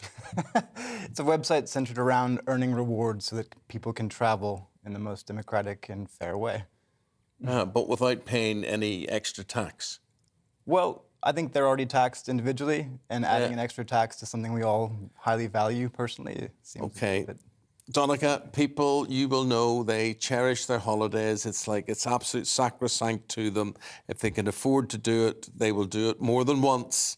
So what's your saying? Do you think it should be made less affordable for people to travel? I think frequent flyers are the real problem here, Eamonn. We've got 50% of the United Kingdom population never take a flight each year. Is that right? 50% take the flights, and they take 600 million flights. It's these frequent flyers are the problem. Yes. So what actually happens is that they are subsidised by the poor in this country. Why do I say that? Why? They pay no fuel duty. They pay no VAT, and yet the nurse driving to work has to pay VAT and fuel duty and Do we not pay when we go to the airport to go anywhere? Is there not some sort of extra you pay for being at the airport? Among the highest in the world. Already. Yeah, absolutely. But the companies pay no fuel duty and no VAT. And when I heard this gentleman's website was called God Save the Point, I thought it was a satire. I thought, what about God Save the Children from frequent flyers? The carbon emissions from a frequent flyer are staggering. Yes, but Donica, this isn't... One flight of a family, let's say Sunak, takes his kids to LA, to his holiday home. That is something like 24 tonnes. It's 48 years of a poor family's electricity emissions for that one flight. But, okay, outrageous. Yeah, but I mean, most of the frequent flyers, I'd imagine, people who are flying regularly, these are business people. No, they're not. These are holiday makers. The people's second homes, they're the rich. The real problem with carbon change is the rich people. This is a fundamental mistruth in that anyone today in this country, whether they're buying a sausage roll at Greg's, shopping at Sainsbury's, can earn rewards points which can fuel their holidays. That makes travel affordable. Furthermore, the UK already suffers from incredibly high taxes and fees on flights, which make it much harder for UK airlines to compete in the space. If you were to ban domestic flights or some of the other crazy propositions, it would only push market share to foreign competitors, thus further weakening the positions of very key industries, making it harder for people to reach these cities, which this country keeps talking about trying to champion. We need other hubs outside of London. How do you do that if what we have can't to reach them remember efficiently? is that people like you who are promoting business flights are promoting the most damaging thing a person can do, climate change. And secondly, you're damaging working people in this country. Why do I say that? Because you are a loss. You're a £24 billion loss to the United Kingdom from tourism. The rich people spend their money. The rich people spend their money on holidays abroad, and poor people who are working in the tourist industry suffer. What we should be doing is patriotic. Holiday at home, it gives work to British people, and it saves Britain money, and it saves the climate. It's a win-win-win. Britain has outsized benefit from tourism. It brings in people from all around the world to come and see what is the net gain. Do you know what the GDP loss to Britain is? I think you're working on flawed numbers. Do you know what the GDP losses are? I would love to hear. It's a loss of £24 billion. Check it when you go home today. From tourism. £24 billion a year, because more people fly abroad for holidays than come to this country. So no one benefits from restauranants, hotels, the jobs that it's a net loss. Oh, okay, sure. Donica, see, you amaze me. I know you're Irish, right? Where are you from in Ireland? From Cork. Cork? Yeah. You're not tempted, or how do you get to Cork? Have you got family in Cork? Do you go back to Cork? I went back to Dublin. I went by train to Holyhead and over by ferry. And it was actually a calm trip. And that Isabel's going holiday to the continent, driving. It's relaxed, it's calm, and it's not she's doing that for different reasons. Don't believe she's doing it to save the planet. But I have a genuine question, Donica, because is there a risk if you go after people's sacrosanct holidays, as Eamonn points out, people who do work incredibly hard, cost of living crisis, people don't have much time together as a family, precious years when your children are growing up. If you then go after them and you tax them with good intentions, potentially, to save the planet, you lose hearts and minds. And then people just don't want to get involved in trying to save the planet. We're not going after that family. We're not going after that family. What we are saying is the people who take 3, 4, 5 and 6, the people who are taking 9, 10, 12 flights a year, what we want is a frequent flyer tax. So the same tax, keep the tax the same on working class people who are going on their one holiday. Gosh, that's an incredible... But every time you go on a second holiday flight, you double it and you double it and double it. So guys like Gilbert pay for the prices that they're inflicting on humanity. Everything that you want to do is reductive. You want to tax things, you want to take things away. What about creating products I want people to have lovely holidays in the United Kingdom. Create better products through travel that the government can use. Have faster immigration options for a fee. Use some of that fee for climate initiatives. People are going to travel anyway. Use that to improve the travel experience for the consumer and fuel further initiatives. Gilbert, I would love to see... Is this not just a painful truth you're facing, that however inconvenient it may be and expensive it may be, and it is both those things, it has to be done? I don't believe so, no. I think already, if you look at IATA numbers, we're back to 99% of 2019 numbers for travel, even with all the pain, the headaches. People have shown time and time again that they value travel, they value seeing other cultures, how other people are taxed, the opportunities they're afforded. It matters to them. You live in New York, don't you? No, I live here, actually. But you fly to New York regularly? I go to New York sometimes to visit my family. So you could go to New York regularly. You know what a flight to New York is? It's actually 1.2 tonnes. What's 1.2 tonnes? It's a working-class family's emissions for all of their electricity for 2 years. They have to turn off everything. So none of the things I do to offset them matter? To allow you to frequently fly across the Atlantic is hammering the poor. These are flights that are going anyway. I'm actually making them more efficient by taking last-minute flights. But I'm filling a seat that would go unoccupied. Every person that fills that seat, if the plane goes full, it is more sustainable Gilbert, than if it were not. Last year, this all really came home to me when you looked at holiday destinations. You looked at Greece, you looked at Portugal, you looked at France, you looked at California, you looked at Canada, burning to the ground, all of them burning to the ground. And we can't keep going on turning a blind eye to this, surely. I don't think we're turning a blind eye. I think very few industries stand to gain more from sustainability than the travel industry.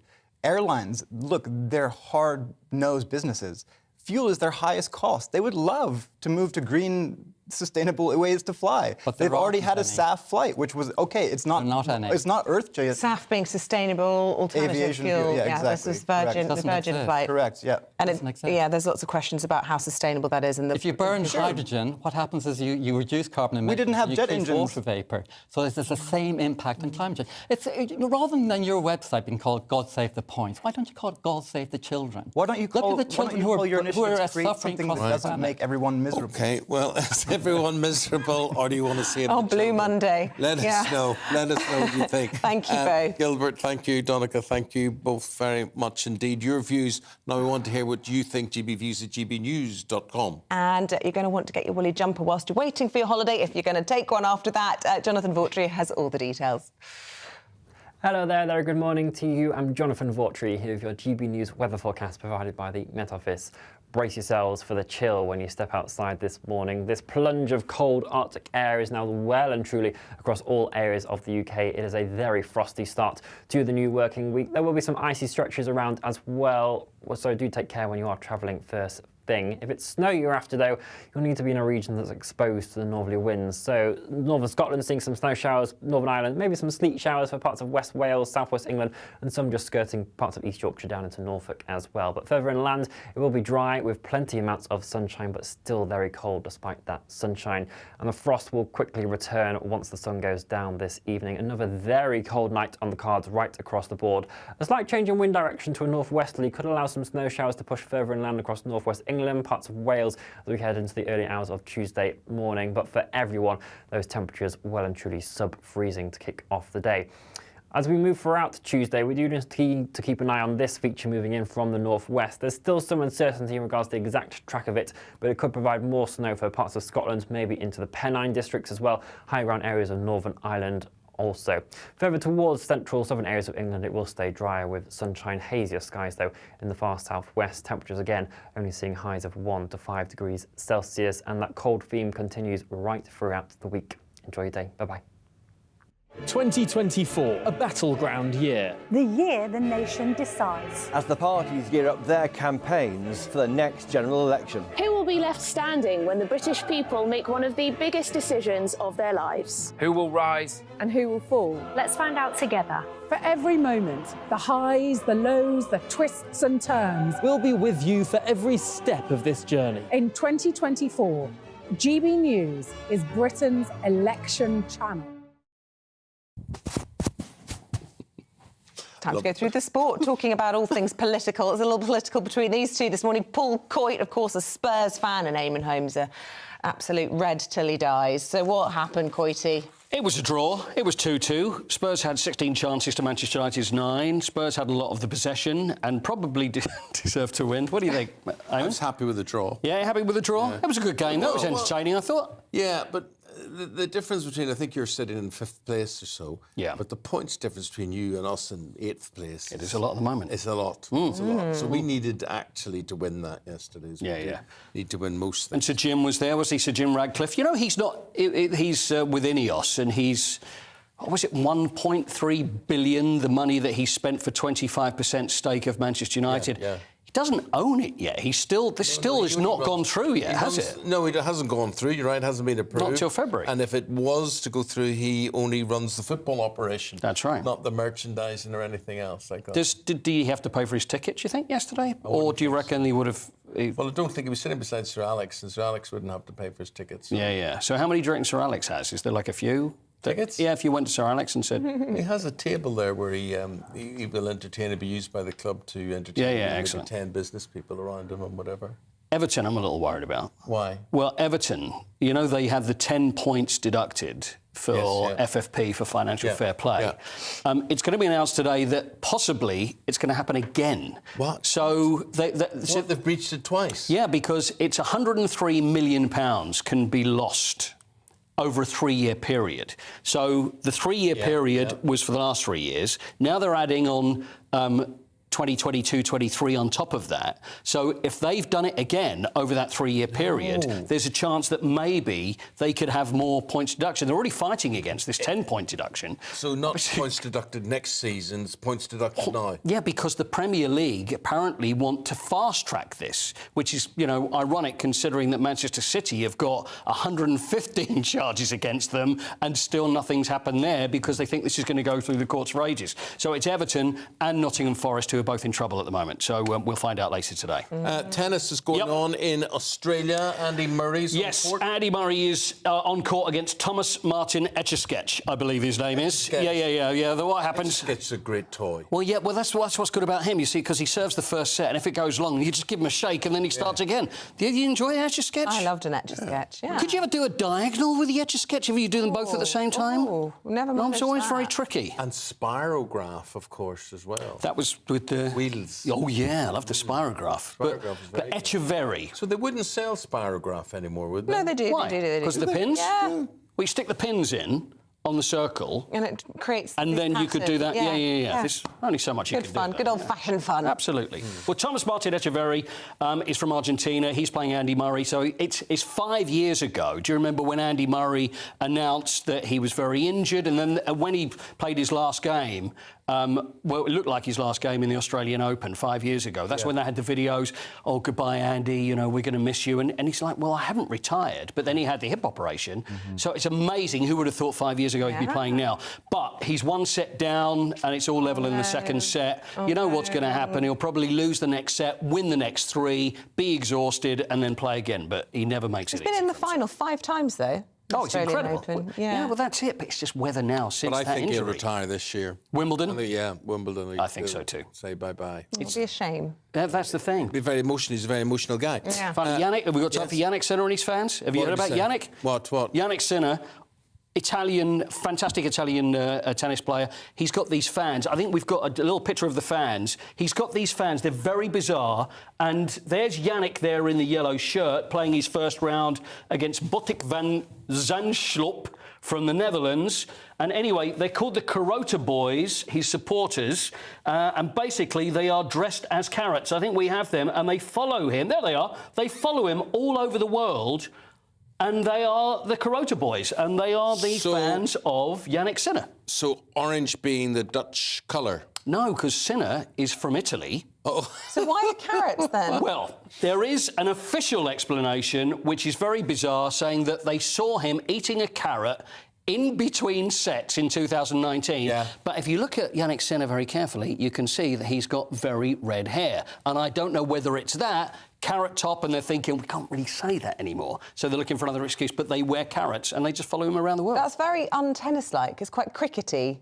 It is. Kind of follow people around in funny outfits. But they go everywhere. Everywhere. You know, every I'm not open sure I'm he plays into in. it. I don't like it. You don't like it? Stop that nonsense. Well, it's good fun, didn't you? Yeah, not think? maybe. Yeah, OK. Because I was thinking of getting them on. Bit too buddy-buddy. A bit, too... yeah, next they'll be getting drunk and, you know, all that jazz. Oh, dear. All that jazz. Imagine that, Isabel, getting drunk. Imagine. I know. Dressed as a carrot. I've survived 2 weekends of dry January, so I deserve a medal. You've never dressed as a carrot, though. You don't know what you're missing. 7:32 is the time still to come as the Rwanda bill returns to the Commons tomorrow.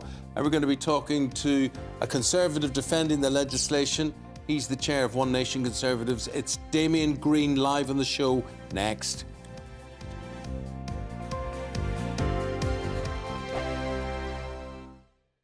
Wake up to the headlines with headliners every morning at 5 a.m. We treat you to the day's biggest stories before anyone else, 7 days a week. You can catch up on everything you need to know before you've even had your kippers.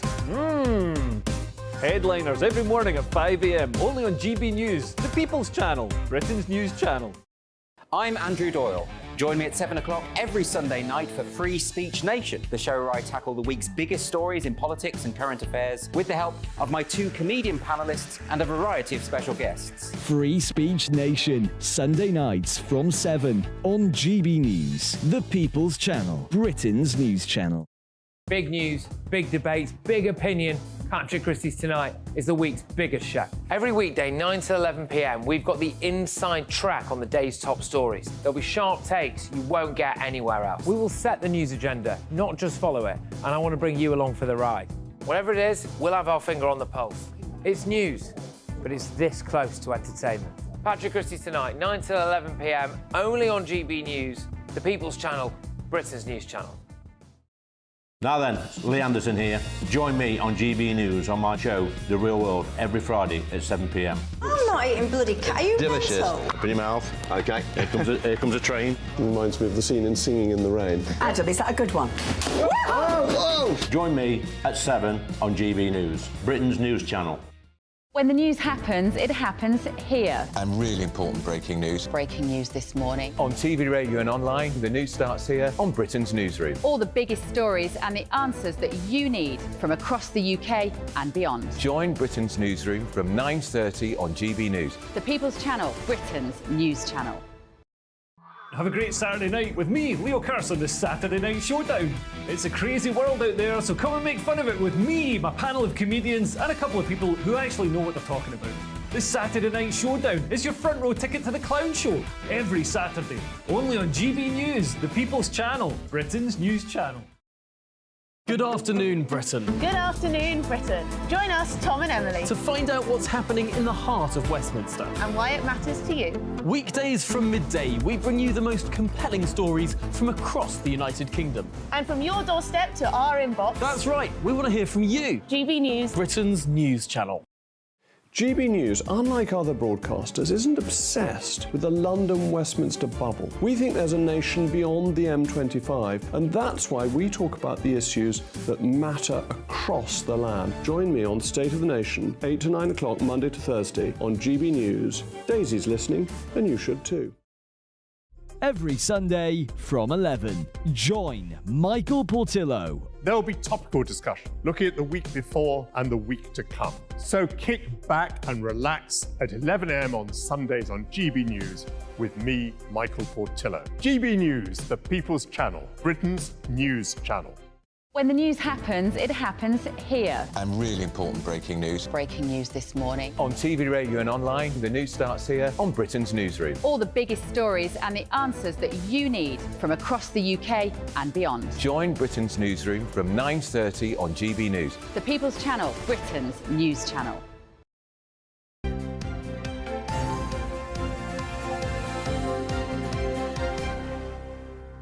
We've got Dawn Neeson and we've got Nicola McLean here to go through the stories making the headlines in the papers today and beyond. Guys, this is a good one. Dawn, in the Mail, front page, and they scream out, Queen's fury over the naming of, what does it say? Baby Lilibet. Baby Lilibet, yes, another royal exclusive. The Mail are serialising Robert Hardman's new book, Charles III, New King, New Court, the inside story. He works with them, doesn't he? But they're serialising it. And this is they've already had the line about Elizabeth's last hours, which was lovely, wasn't it? Very peaceful, no pain, etc., etc. But also commitment to duty, working Oh, God, right the fact that she was opening boxes and writing this on a deathbed. I mean, a heroic dedication to duty.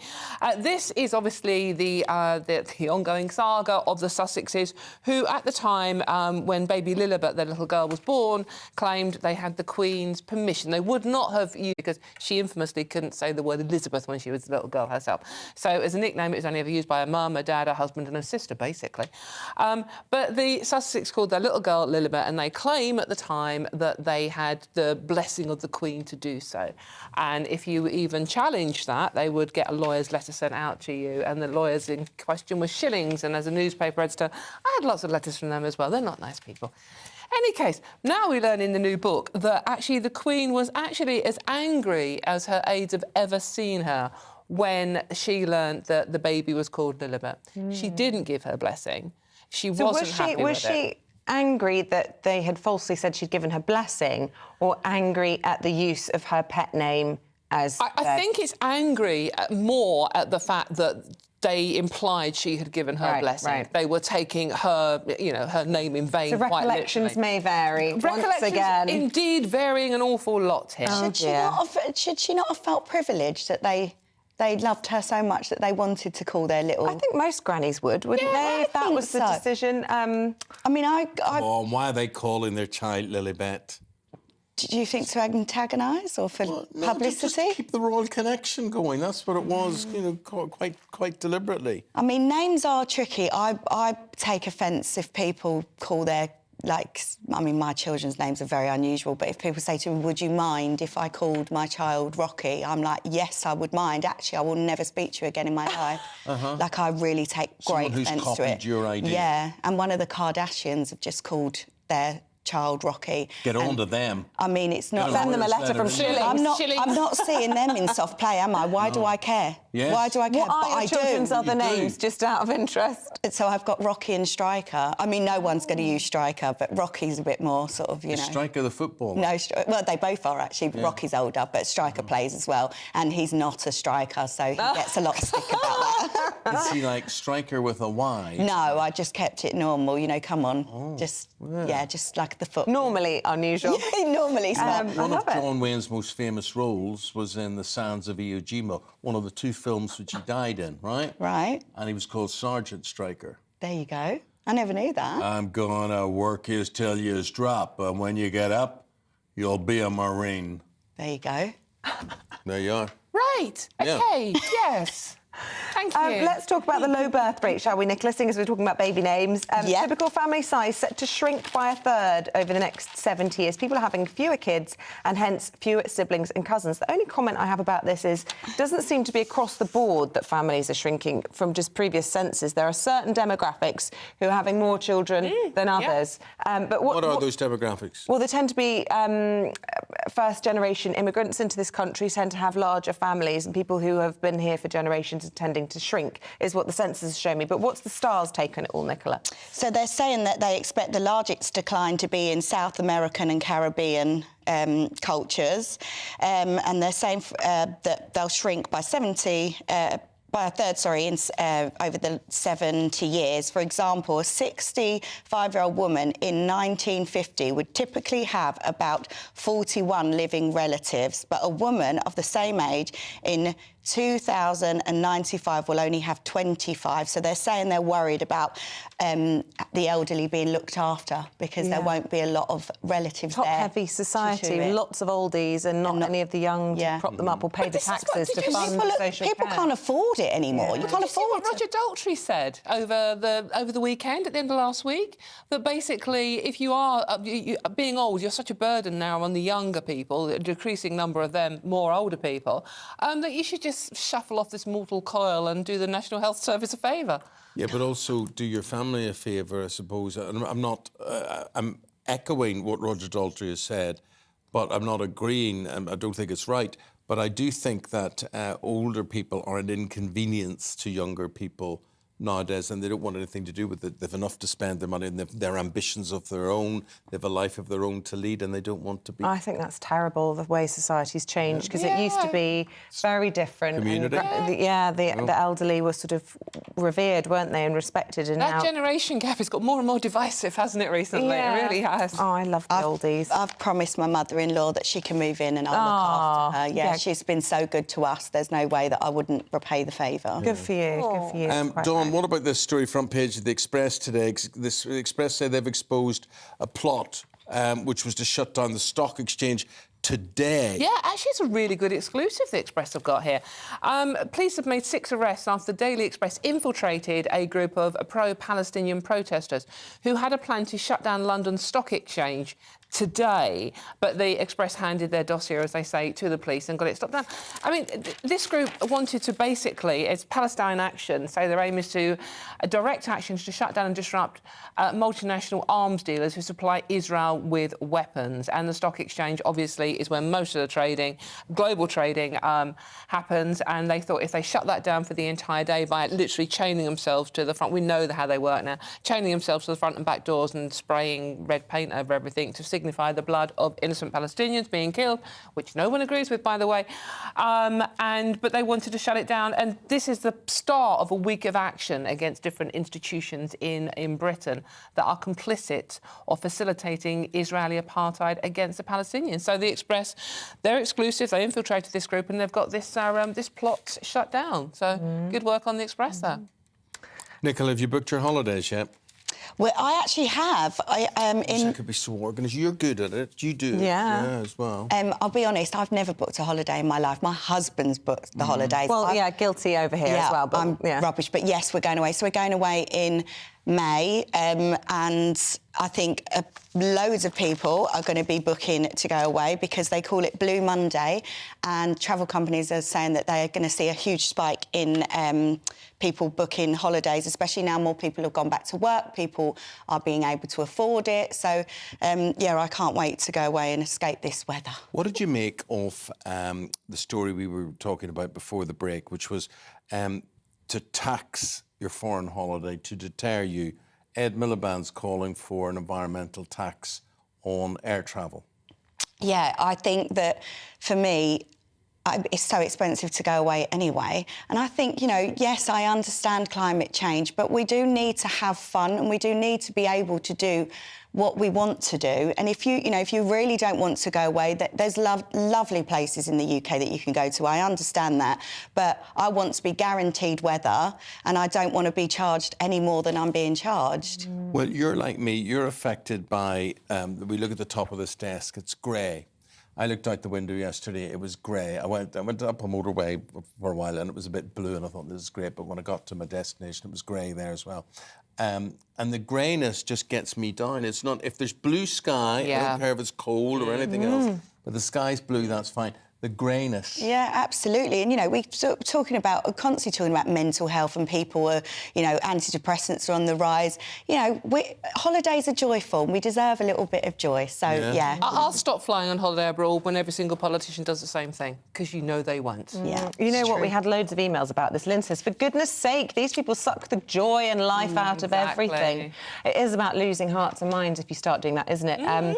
Ginny says, if you're rich, you can pollute the planet. How is that fair? And Craig in Air says, I don't care about how much carbon's used on my flights. The planet will do whatever it wants without mankind's intervention. Navina makes this point about NASA and space travel and private jets and all that sort of thing. I mean, I'm not totally convinced about all this exploration into space, what it's about and how environmental unfriendly it is. What's this obsession of getting to the moon or getting to Mars or whatever? For what purpose? Yeah. You know? Well, they'll tell you that they make incredible scientific discoveries when they're up in space, and developments in cancer research and all sorts of other And scientific ironically, they're developments. also researching climate change and how we can tackle it technically as well, whilst adding more carbon. But I think there is a big bit of sort of, I don't know the polite way to say it in breakfast, but a lot of waving of egos. Ego waving, yes. There we that's a go. good phrase there. Right, let's talk about migration, shall we, Dawn? This old chestnut. According to the I front page, the UK grants asylums to Rwandans. Well, this is, I mean, obviously the Rishi Sunak's Rwandan bill, which even he doesn't, I don't think, believe in if we go on past when he was Chancellor, is back before the House this week, and the I have got, again, another exclusive, that 6 people from Rwanda have been granted asylum in Britain since the government signed this £240 million deal with Rwanda. We owe them another 50 million, evidently. But we've had 6 people from Rwanda claiming asylum here, which we have granted. Now, we don't know the reason why they were claiming asylum, which just makes a mockery of the fact that the government's saying Rwanda's a really safe, lovely country. You shouldn't be frightened to be sent there. So it's just, again, the hypocrisy of the Rwanda bill saying Rwanda's safe, and then we're giving people asylum from... So we don't know why these asylum seekers were granted asylum in this country. It could be a personal thing rather than the Rwandan government as a whole. But yeah, it is a bit. It's not good timing with the Rwanda bill before government this week again, is it? Yeah. How do we think that's going to play out this week, other than to just expose the factions even more within the Tory party? I mean, you've got, on the one hand, you've got Lee Anderson, who's deputy chair of the party, in the papers this morning saying, you know, he's a senior cabinet minister, saying that he will vote against the current Rwanda bill unless the amendments go. And then you've got a very senior I think the former Attorney General, Sir Robert Buckland, saying, well, I will not vote for the amendments if they come through. And Suella Braverman on GB News last week was saying, you know, this needs to be tightened up. It's not tough enough as it is. I'm not going to support it either. It's just horribly divided, but both parties are the same. I mean, Labour aren't having much luck with their immigration policy, whatever it actually is. Well, divisions. Divisions. That's what the whole year is going to be about, isn't it, this election year? Oh, only a year to go, isn't exactly, it? This time next year. Low alcohol drinks. Do any of you indulge in a low alcoholic drink? That'd be a no. That would be no. So it's not. You're not fans. It's not. No. Given what we've just been talking about a whole year of electioneering, no. I think this is not a good time to be doing dry January, February, March, April, May, June, July. No. I can never understand it either. Like the low. So in the Mail today, they're saying that they're worried about the rise in low alcoholic drinks, and that you know people won't buy them because they've actually increased just in time for dry January. Yes. But I don't know. For me, I'll either drink a glass of wine or I'll drink a Diet Coke or a water. Like, I don't understand the low alcohol thing. I totally agree. You either drink or you don't drink, you know. It's to try and trick your brain, I think, isn't that the idea? That your brain thinks, oh, I'm having a drink, and you relax. But I wouldn't need that. Like, that for me is... like weird, you know, if it really is. I don't really understand the rise of non-alcoholic. But Stephen Dixon was saying, because he has been teetotal for something like 20 years, Yeah, he's saying that he felt like an outcast in pubs for decades, and that now he can stand around with the lads with a non-alcoholic beer and feel included. So I suppose the rise of non-alcoholic drinks in that sense makes... I mean, you're not a drinker, are you? Never drank in my life. Do you drink a non-alcoholic drink? No. Because I don't feel the need to. I don't feel the need to substitute anything, and I've never felt excluded. It's just I find good company. What you have in your hand doesn't really seem to matter really after that. You know? That's what I think. I mean, they're saying here that alcohol harm is more common amongst deprived groups. So the fact that they're making these low alcoholic drinks expensive, so then those pricing out the need, the ones that need. It's profiteering, isn't it? Profiteering. So you know you can understand this article, but me personally, I just can't understand the low alcohol drinking. As you say, it doesn't matter what you're drinking. You know, if I love a glass of fizz, I really do. But you know, if I'm not drinking that day, it's no problem to just drink a Diet Coke. I wouldn't feel judged or left out. Yeah, I'm just disappointed in the profiteering thing. But not surprised. Yeah, not But surprised. there's a serious side to this story as well. If you are suffering with alcohol problems and you want to stop drinking for your health, if you stand around in a pub with a bottle of low alcohol, no one comes up to you and says, "Oh, you're not drinking, just have one." That it takes that pressure away. That's true, because you find that alcohol, you know, is the one sort of drug that everyone judges you if you don't do. Yeah, absolutely. You know, if I was going out with my friends and I said, "Oh, I'm not going to drink tonight," they'd all be really disappointed. Yeah. I mean, you know, I'm very fun when I'm drunk, so that's probably why. I understand what you're saying. Medicines. Can we talk about medicines? This is the front of the Guardian today, Dawn. Yes. And we've heard a lot about this. The B word comes into it, apparently Brexit. But, I mean, you can't deny there have been issues, haven't there, with getting stuff around the world as we've sort of re-established our trading position. Now they're saying a treatment for epileptic seizures was added to the list last Wednesday, and treatments for conditions ranging from cancer to schizophrenia and type 2 diabetes now in short supply. This follows on from, the HRT supply problem last year, again, where women were meeting up in service stations to create a black market of secret deals in HRT drugs. Awful. It's terrifying what's happening. And as you say, this is now very serious because it's like type 2 diabetes, which is increasing horribly in this country. A lot of people are suffering. And cancer. And it's just like, what is going wrong? What is going wrong with the NHS that we are now running short of drugs? And there's also, the Ozempic, isn't it? The drug that was invented to help type 2 diabetics cope with their thing is now being used so much privately by people who just want to lose weight and not type 2 diabetes. And it's causing a shortage of that on the NHS as well. It's not just the NHS. It's the drug companies and... it's the supply chain, isn't it? Supply chain for the whole thing as well. But and also the pressures on pharmacies. When I spoke to a pharmacist recently who said to me they can't get A, B and C, and people just aren't aware of just how bad the situation is. But then the government puts so much pressure on pharmacies. Oh, you've got a pimple on your nose, go and see the pharmacist. Yeah, You've got everything's got to be fixed by them. So they won't pay for doctors or nurses, so they're going to put more pressure and bung the pharmacists a few quid. Well, the number of products affected by the short supply has doubled in the last 2 years, which is really worrying for people who've got conditions and really need to have their medication in order to function. And we keep going back to the situation in the Red Sea, but the supply chain of many things been affected coming through that part of the world, not going to help. Very true. Dawn and Nicola, thank you both very much indeed. You guys are going to be back in 40 minutes' time. Let's get an update on the weather situation. And for that, we go to Jonathan Vautry, and it's a sort of tale of two cities. There's going to be a lot of coldness up north, and it's spreading south. That warm feeling inside from Boxed Boilers, sponsors of weather on GB News. Hello there, good morning to you. I'm Jonathan Vautry here with your GB News weather forecast provided by the Met Office. Brace yourselves for the chill when you step outside this morning. This plunge of cold Arctic air is now well and truly across all areas of the UK. It is a very frosty start to the new working week. There will be some icy stretches around as well, so do take care when you are travelling first thing. If it's snow you're after, though, you'll need to be in a region that's exposed to the northerly winds. So northern Scotland seeing some snow showers, Northern Ireland, maybe some sleet showers for parts of West Wales, southwest England, and some just skirting parts of East Yorkshire down into Norfolk as well. But further inland, it will be dry with plenty amounts of sunshine, but still very cold despite that sunshine. And the frost will quickly return once the sun goes down this evening. Another very cold night on the cards right across the board. A slight change in wind direction to a northwesterly could allow some snow showers to push further inland across northwest England, parts of Wales as we head into the early hours of Tuesday morning. But for everyone, those temperatures well and truly sub-freezing to kick off the day.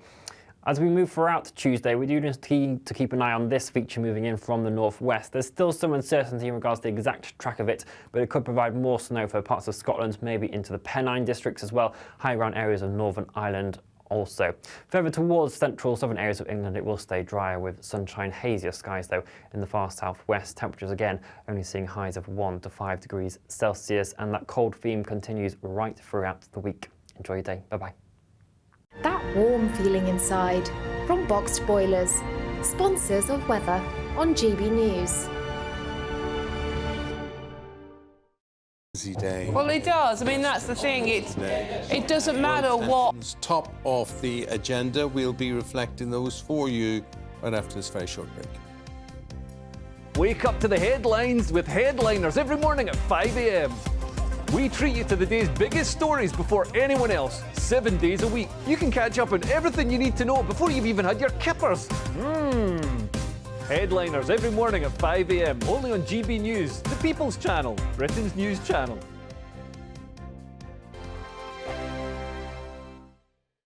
Your weekend starts here with Friday Night Live with me, Mark Dolan, 8 till 9 on GB News. Big stories, big guests and big laughs as we get you ready for a cracking weekend. That's Friday Night Live with Mark Dolan, Fridays 8 till 9 on GB News. Bring your own drinks, the admission's free. In the GB Newsroom, we bring you the news as it happens. With our team of dedicated journalists across the UK, we're ready to give you accurate reporting every day. When the news breaks, we'll be there with bulletins on GB News, the People's Channel, Britain's news channel. Big news, big debates, big opinion. Patrick Christie's Tonight is the week's biggest show. Every weekday, 9 to 11 p.m, we've got the inside track on the day's top stories. There'll be sharp takes you won't get anywhere else. We will set the news agenda, not just follow it, and I want to bring you along for the ride. Whatever it is, we'll have our finger on the pulse. It's news, but it's this close to entertainment. Patrick Christie's Tonight, 9 to 11 p.m, only on GB News, the People's Channel, Britain's news channel. Join us every night on GB News at 11 p.m. for Headliners, which is 3 top comedians going through the next day's news stories, which is exactly what you need, because when the establishment has gone crazy, you need some craziness to make sense of it.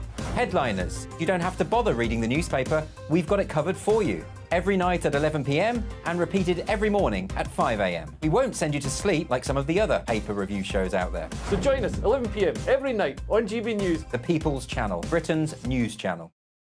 I'm Michelle Dewberry, and I'm not here to tell you what to think.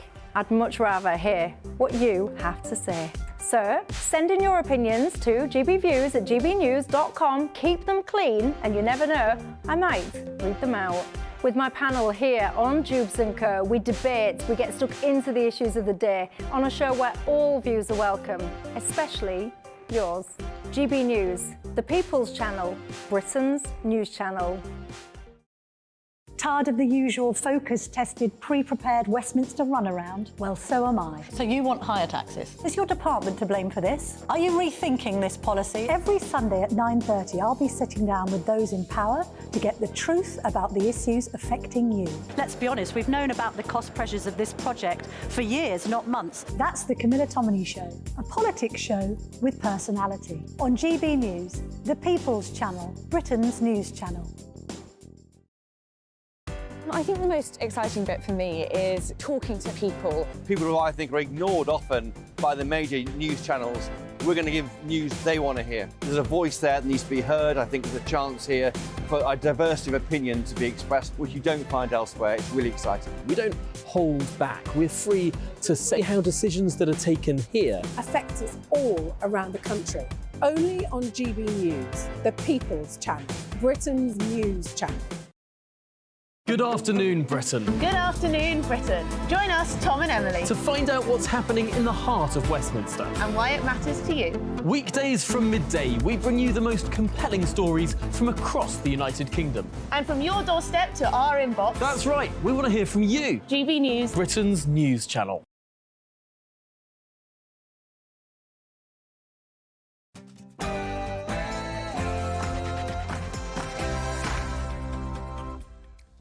Hello there, 8 o'clock on the dot. Very good to see you on this Monday morning. It is the 15th of January. Good morning from Isabel and myself. This is Breakfast on GB News. And here's what's leading the news this morning. Rising tensions around the world. Defence Secretary Grant Shapps is set to commit 20,000 British troops to NATO. Earlier, we spoke to him. This will be the biggest deployment of UK troops to NATO for about 40 years. This is an operation which is designed to essentially allow NATO to test our approach. While the Conservatives are on course for a 1997-style election wipeout, Labour looks set to sweep to power with the help of an unlikely ally. Let's go to Catherine Forster. She's got the latest.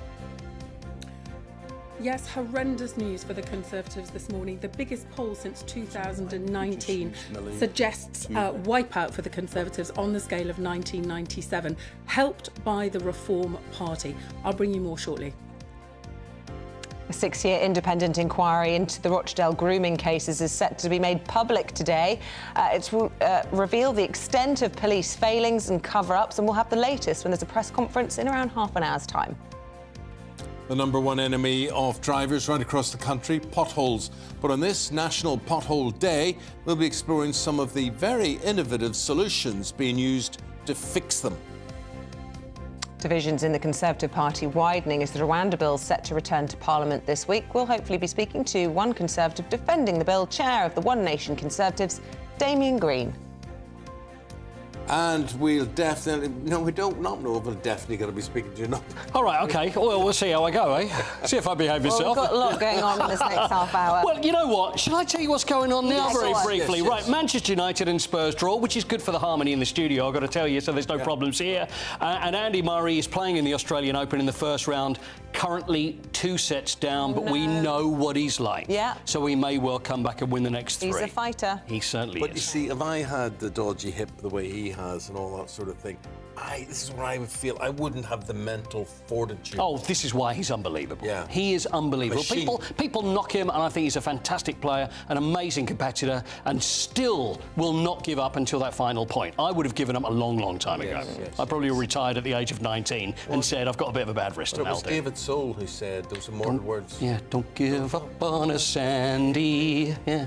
Anyway. Make your backhand just right. That was a lovely song. What a lot of... Anyway. And a cold snap is expected this say that week. again. When and where is it coming? Jonathan Vautry. We've got a cold week ahead of us and there's snow in the forecast for some of us. Join me later for all the details and to find out whether you'll be seeing any wintry flurries. GBviews at gbnews.com. Thank you very much indeed. Keep those coming in. Yeah, John says, when I watch people like Grant Shapps talking about a vote for Reform and a vote for Labour, I just look at what they've done over the last 14 years. They've broken Britain. I was a Tory voter. They have totally betrayed my Brexit vote. They've totally lost control of our borders. You've also been talking this morning about whether or not we should tax our holidays. Totally unfair to the working class, says Navina. Try picking on NASA and space travel and private jets. And we've also been talking about potholes this morning. Keep your thoughts coming in on any of our topics. The thing about the holiday thing is, if you tax people for holidays, it means that only rich people can have holidays. Well, there you go, yeah. That is it. Run the sting.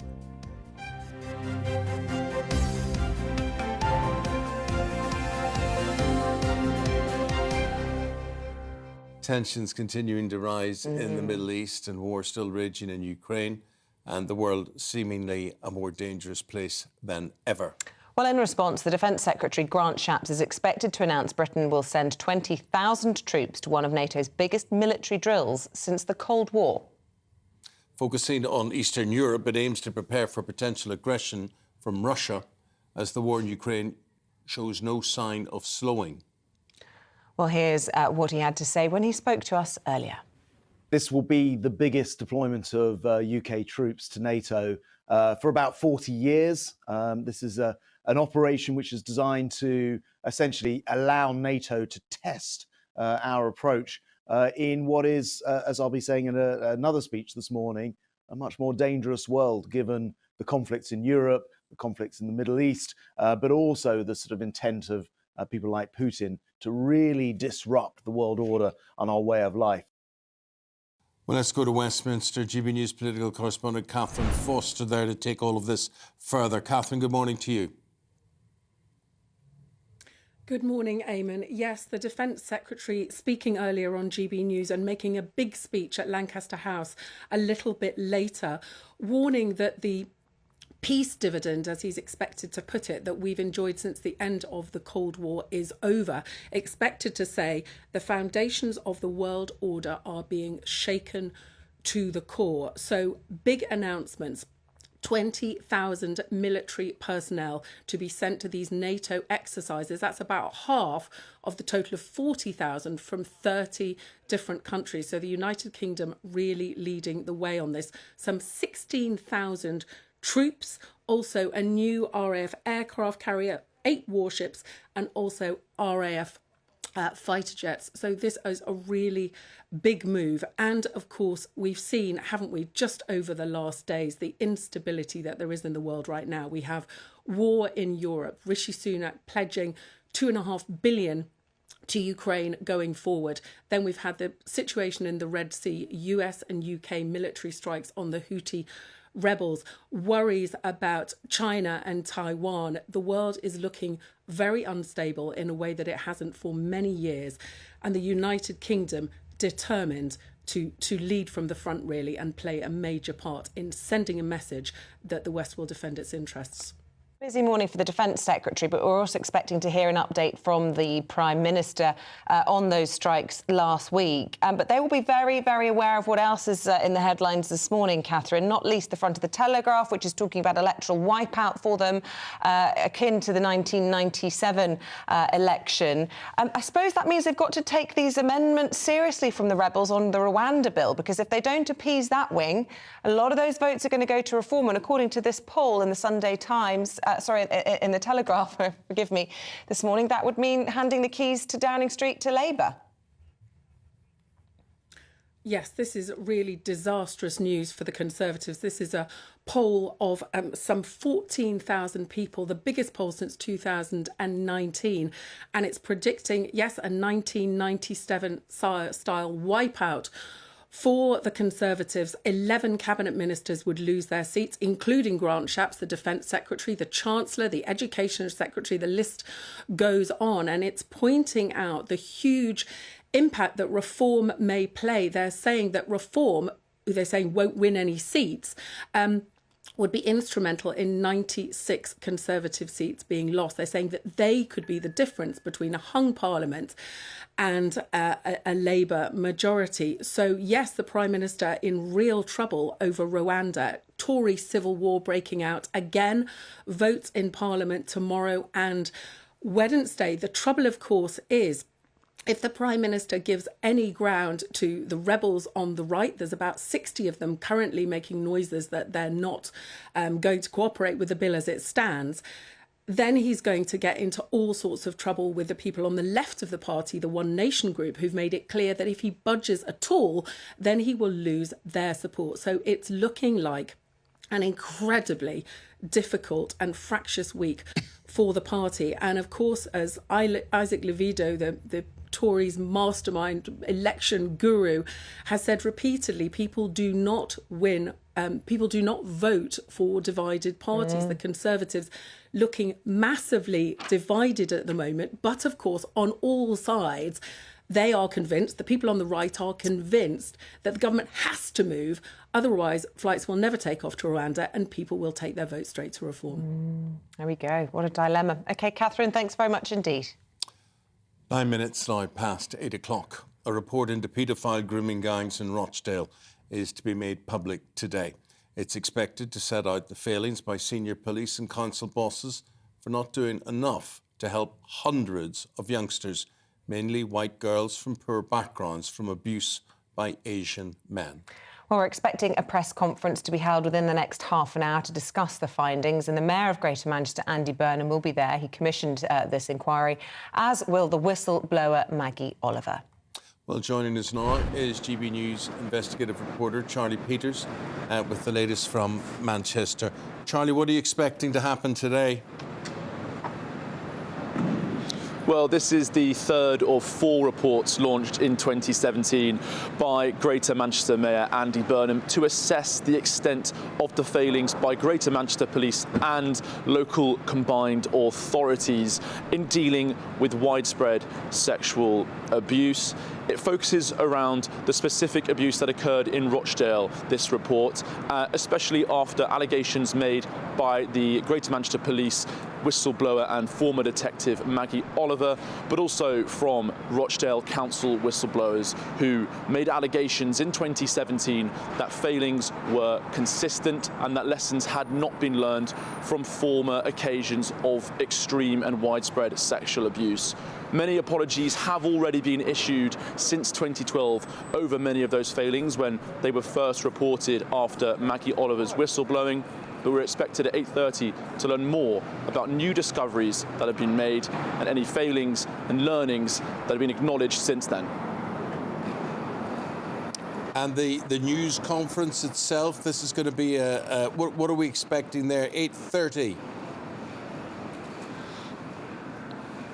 Yes, that's right, Eamonn. At 8:30, we're going to hear a significant description of the efforts made by the Greater Manchester Combined Authority in its review of the situation in Rochdale. It's specifically focusing on an operation called Operation Span, which was launched in 2010 to review serious cases of widespread sexual abuse by so-called grooming gangs in Rochdale in the late noughties and up to 2012. It finally secured 9 convictions in 2012, but allegations made by several whistleblowers allege that many reports, dozens of reports, were being ignored by senior council and police leaders.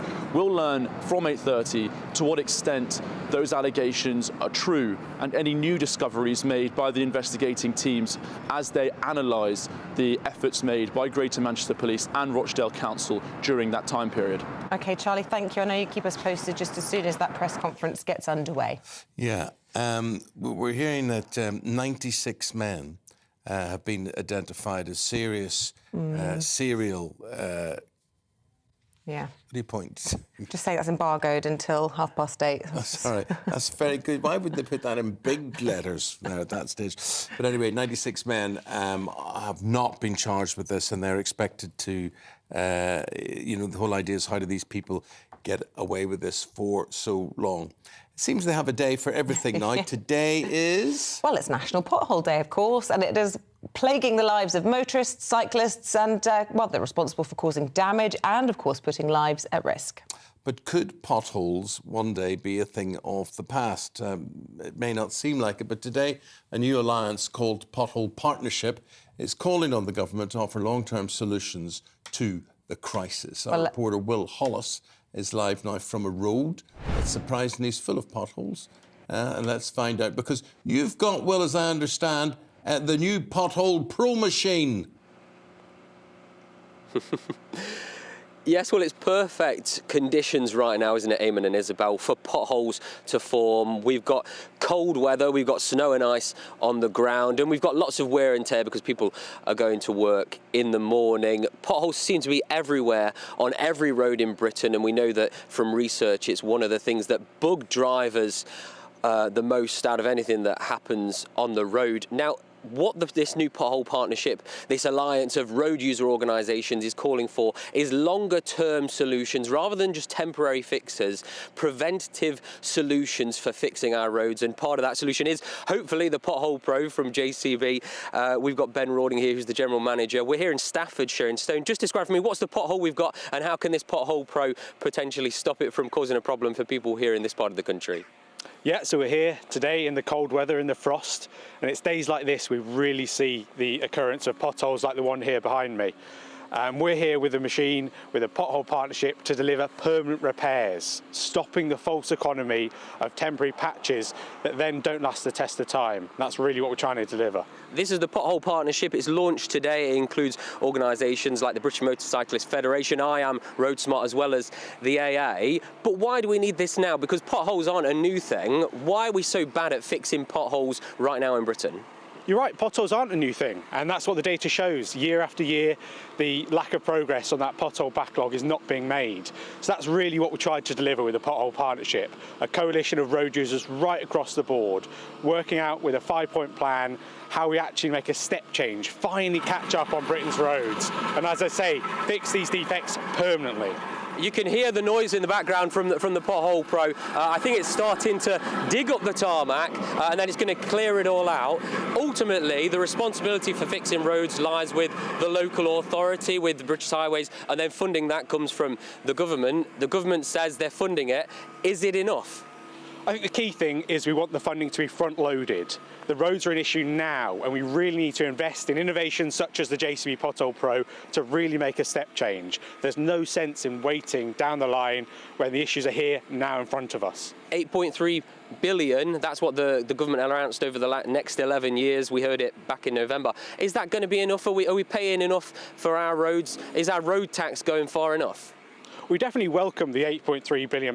It will make a huge difference, but the key thing is use that money effectively. It doesn't make sense to use that on archaic methods that simply are inefficient with taxpayers' money. Let's use it today. Thank you very much. Very noisy here, but it seems to be doing the job, Eamonn and Isabel, on National Pothole Day. Well, let's hope they do that job. Thank you very much indeed, mate. Leave it there. Thank you. Let's go to the pothole campaigner, Mark Morell, who actually founded National Pothole Day. A very good morning to you, Mr. Pothole, your unofficial name. Listen, this must be music to your ears. Is it too good to be true, this magic solution in a pothole crisis? No. Well, the Pothole Pro is a very efficient and effective tool to carry out permanent repairs, and I welcome the partnership. However, they don't go far enough. We need long-term resurfacing of our roads because repairing potholes is just a sign of failure of the roads that need resurfacing. And the government are very good at £8.3 billion, but that's over 11 years. And they say that is enough to resurface 5,000 miles of road. Well, surprise, surprise, we've got 250,000 miles of road. So I do 2% of the network over a 10-year period. We've already got a £14 billion backlog in carriageway maintenance in England and Wales. To be honest, it's laughable. It's going to make no difference in terms of carrying out the resurfacing work. However, the extra money might be used to actually get a kit like the Pothole Pro, there's a multi-patcher machine that's very useful. But also AI, I mean, it's been announced about the first robot to carry out repairs, and that's dealing with cracks. I think that's got some potential. Other AI is there was an app announced repair called Stan the app on Friday that allows public to download the app, use it in their vehicle with their smartphone by putting it on the windscreen, and it will actually identify loads of defects that councils are probably not aware of and draw a true plan of the road network failures across the UK. It gives a much better picture.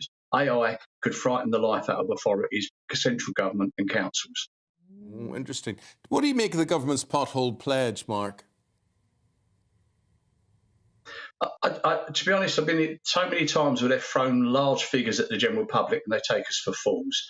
It's not going to make no difference. We've got a network that's worth £600 billion that's been neglected for decades. These are all the signs between call-outs by motoring organisations. Last week, the announcement of increased claims at record levels. The network's been failing. As you know, Eamonn, I've been saying about this for an awful long time. It's all coming home to fruition, and we've got a pothole Armageddon coming. The government are just playing lip service, big figures of taxpayers' money, but you need a 10-year long-term investment to resurface our roads every year on a network that's sort of 70 years old in many cases, and the road surface only lasts about 20 years. So it's not difficult to understand why we've got this situation.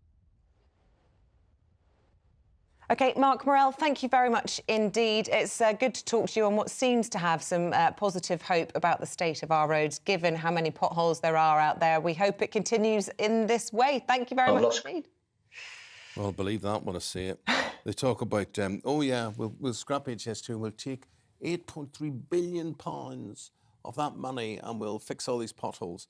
But what they don't tell you is it's £8.3 billion over 11 years. Yeah, and it goes into a general pot, actually, not just a road pot. A pothole pot. Very good. Well, it's holes. perfect weather. That's what we were hearing there for potholes. Jonathan Vaughtry has all the details on what's set to be a really cold week.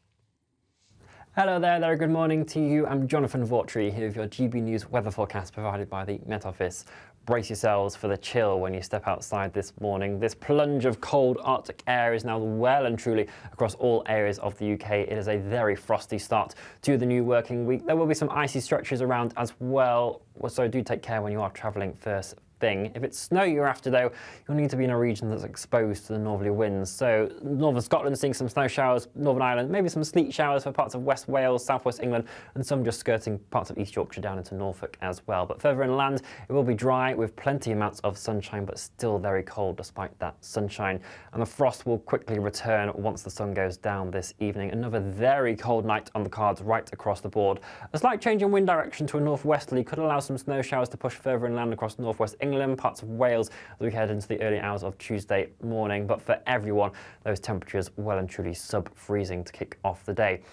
As we move throughout Tuesday, we do need to keep an eye on this feature moving in from the northwest. There's still some uncertainty in regards to the exact track of it, but it could provide more snow for parts of Scotland, maybe into the Pennine districts as well, high ground areas of Northern Ireland also. Further towards central southern areas of England, it will stay drier with sunshine, hazier skies though in the far southwest. Temperatures again only seeing highs of 1 to 5 degrees Celsius, and that cold theme continues right throughout the week. Enjoy your day. Bye-bye. Thanks, Jonathan. And still to come, Blue Monday. Is it making you bluer? We'll be debating that next. GB News is Britain's news channel, and now you can support it. All you have to do is scan that QR code that's up on your screen right now, or you can go to gbnews.com/support and become a GB News member. You'll have fantastic benefits. We're also going to organise special events where you as GB News members can meet the presenters, the on-screen faces. Scan the QR code or go to gbnews.com/support. Thank you so much. Big news, big debates, big opinion. Patrick Christie's Tonight is the week's biggest show. Every weekday, 9 to 11 p.m, we've got the inside track on the day's top stories. There'll be sharp takes you won't get anywhere else. We will set the news agenda, not just follow it, and I want to bring you along for the ride. Whatever it is, we'll have our finger on the pulse. It's news, but it's this close to entertainment. Patrick Christie's Tonight, 9 to 11 p.m, only on GB News, the People's Channel, Britain's news channel. Now then, Lee Anderson here.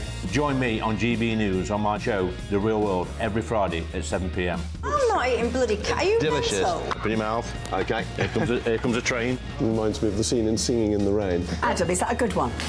Whoa! Join me at 7 on GB News, Britain's news channel.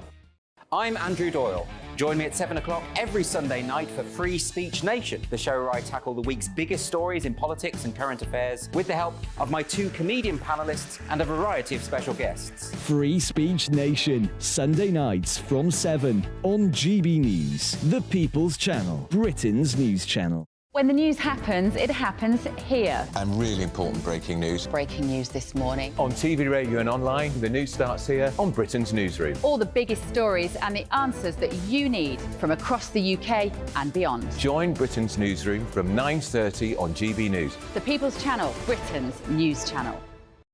Wake up to the headlines with Headliners every morning at 5 a.m. We treat you to the day's biggest stories before anyone else, 7 days a week. You can catch up on everything you need to know before you've even had your kippers.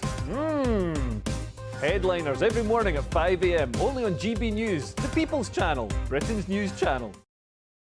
Every Sunday from 11, join Michael Portillo. There will be topical discussion, looking at the week before and the week to come. So kick back and relax at 11 a.m. on Sundays on GB News with me, Michael Portillo. GB News, the People's Channel, Britain's news channel. I'm Michelle Dewberry, and I'm not here to tell you what to think. I'd much rather hear what you have to say. So send in your opinions to gbviews@gbnews.com. Keep them clean, and you never know, I might read them out. With my panel here on Jubes & Co, we debate, we get stuck into the issues of the day on a show where all views are welcome, especially yours. GB News, the People's Channel, Britain's news channel. Have a great Saturday night with me, Leo Carson, this Saturday Night Showdown. It's a crazy world out there, so come and make fun of it with me, my panel of comedians, and a couple of people who actually know what they're talking about. This Saturday Night Showdown is your front row ticket to the clown show every Saturday, only on GB News, the People's Channel, Britain's news channel.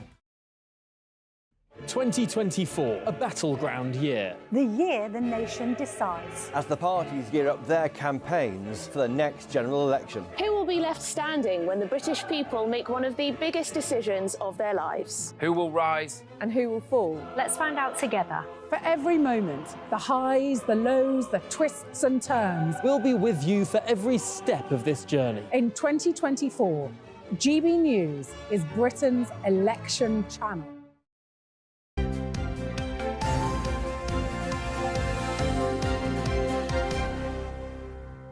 Immediate bit of sports news just coming in to us here from Melbourne. What's happened? Andy Murray has lost. As First expected. round at the Australian Open in Melbourne. To Thomas Martin Echeverry, 6-4, 6-2, 6-2. Is it going to be the last time he's ever played in the Australian Open? Shame. I think probably. I think probably, but that's just happened. Well, he'll certainly be feeling blue on this Monday. Are you feeling blue? Apparently, it's the most depressing day of the year, Blue Monday. But we're asking this morning whether or not giving it a name, talking about it in this way, makes it better or worse? Or bluer. James Burke is a motivational speaker and Ella McChrystal is a clinical psychotherapist. James, you first of all, do you feel a bit down today or do you think you're expected to feel down today? Eamonn, I feel great. I'm here with you, so I'm blessed to be having a great day. But these labels and triggers, they're everywhere, right? We have labels and triggers that set us off no matter what we're doing. We saw a good example of that a couple of weeks ago. Christmas can be a really emotional trigger, good and bad for people. And that label of Blue Monday, it's almost a trigger encouraging us to feel more blue, right? Yeah, that's a point, Ella. How do you interpret it? I mean, although I agree that labels can be triggering, and of course, many of us have experienced that over Christmas, as the gent said there, I also think it's really important to have moments where we normalise, people feeling not very well, we maybe reach out, we actually connect with people that are feeling a bit low, because there are lots of people that are going through a lot of things, be it financial, be it ill health, be it the fact that they're just feeling exhausted after Christmas, and it's a chance to reach out and just be kind to each other. But does it actually do that, James, or is it actually just almost a commercialisation, a gimmick, so people can kind of sell us a product? You're feeling blue this January, book a holiday. Feeling blue this January, you need have a this, sunbed. whatever it might be. Is it just actually trying to make us think, oh, I'm this way inclined, so I need this in my life, more things, more purchasing?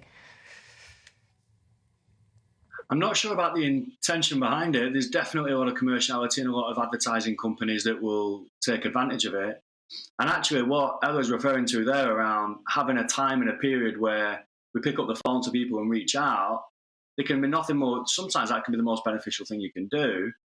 But I'm not sure Blue Monday is the thing to label it. It would be more encouraging to label it something along the lines of Reach Out Monday or Positive Mondays, ring someone up and spread a bit of positivity. And, if there is someone that that is struggling and they're having mental health challenges, listening to them, just sitting and listening to them can be one of the most important things you do. You might be the only person that is. And also taking that time to really believe in them, you might be the only person that ever did. So I'm all for reaching out and coming together and building a sense of community.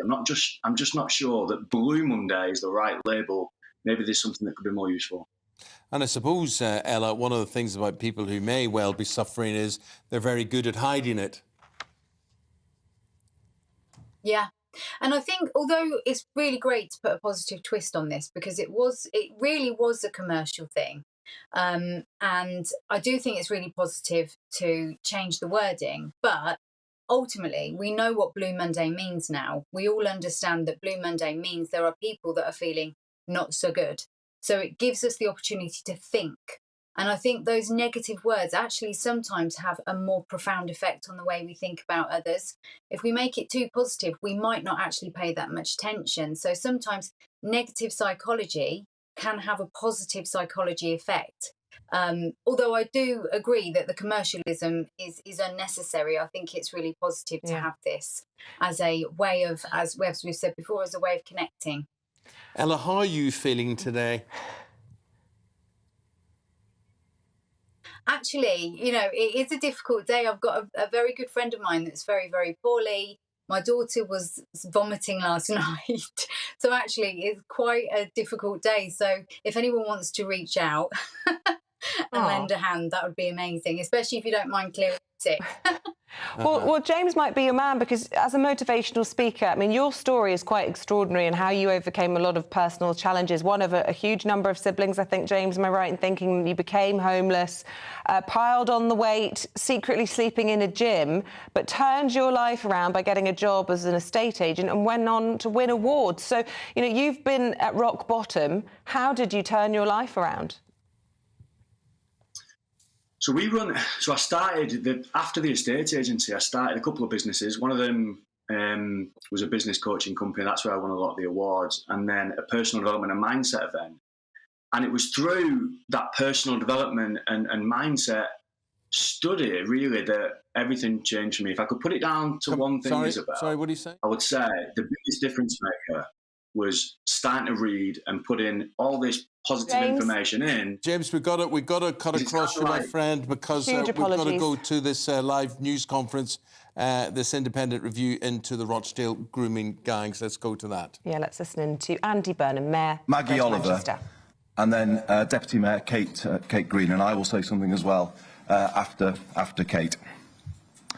Back in 2017, shortly after I was first elected, the BBC documentary The Three Girls was first broadcast, and it was followed by The Betrayed Girls, the documentary. It prompted a public debate about child sexual exploitation in Greater Manchester, and specifically the making of a serious allegation that lessons from the tragic death of Victoria Agolia in Manchester in 2003 and the failure of Operation Augusta in Manchester were not learned by GMP, and that this led several years later to similar failures in Rochdale. That is not something I could ever hear and ignore.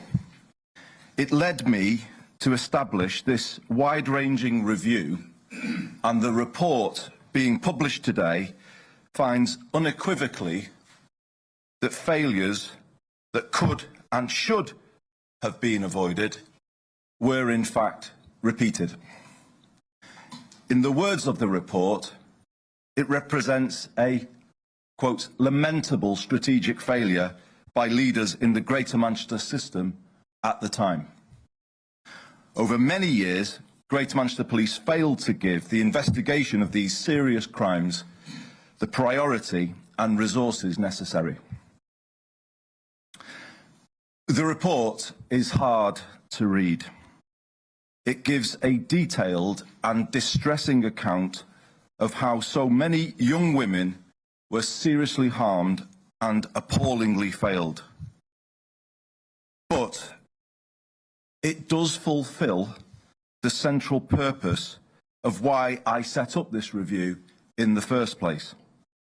It is only by facing up fully and unflinchingly to what happened in all of its horrifying detail that we can be sure of bringing about the whole system culture change that is necessary on this critically important issue. I would like to thank those who have had the courage to come forward and share what happened to them. We know how difficult it must have been for you, and still is. We are sorry that you were so badly failed by a system that should have protected you. I have asked the Deputy Mayor to ensure that all necessary support continues to be provided to you, also to the organisations who have supported you, and I know that Kate will address this when she speaks. We wouldn't be here this morning, and this report would never have happened were it not for the efforts of Sarah Robotham and Maggie Oliver. To blow the whistle when things are wrong takes determination and courage. It has personal consequences in so many ways. Today's report fully vindicates them and their decision to do so. They have done a major service to those they supported every step of the way, as well as to wider public protection in Greater Manchester going forward, and we thank them both for it. It is important to make clear that the events described in this report took place over 10 years ago, and that things have changed in that time. The people who were involved at a decision-making level are no longer working in Greater Manchester. Recent Ofsted inspections have found the way children at risk of sexual exploitation are protected by Rochdale's children's services has improved.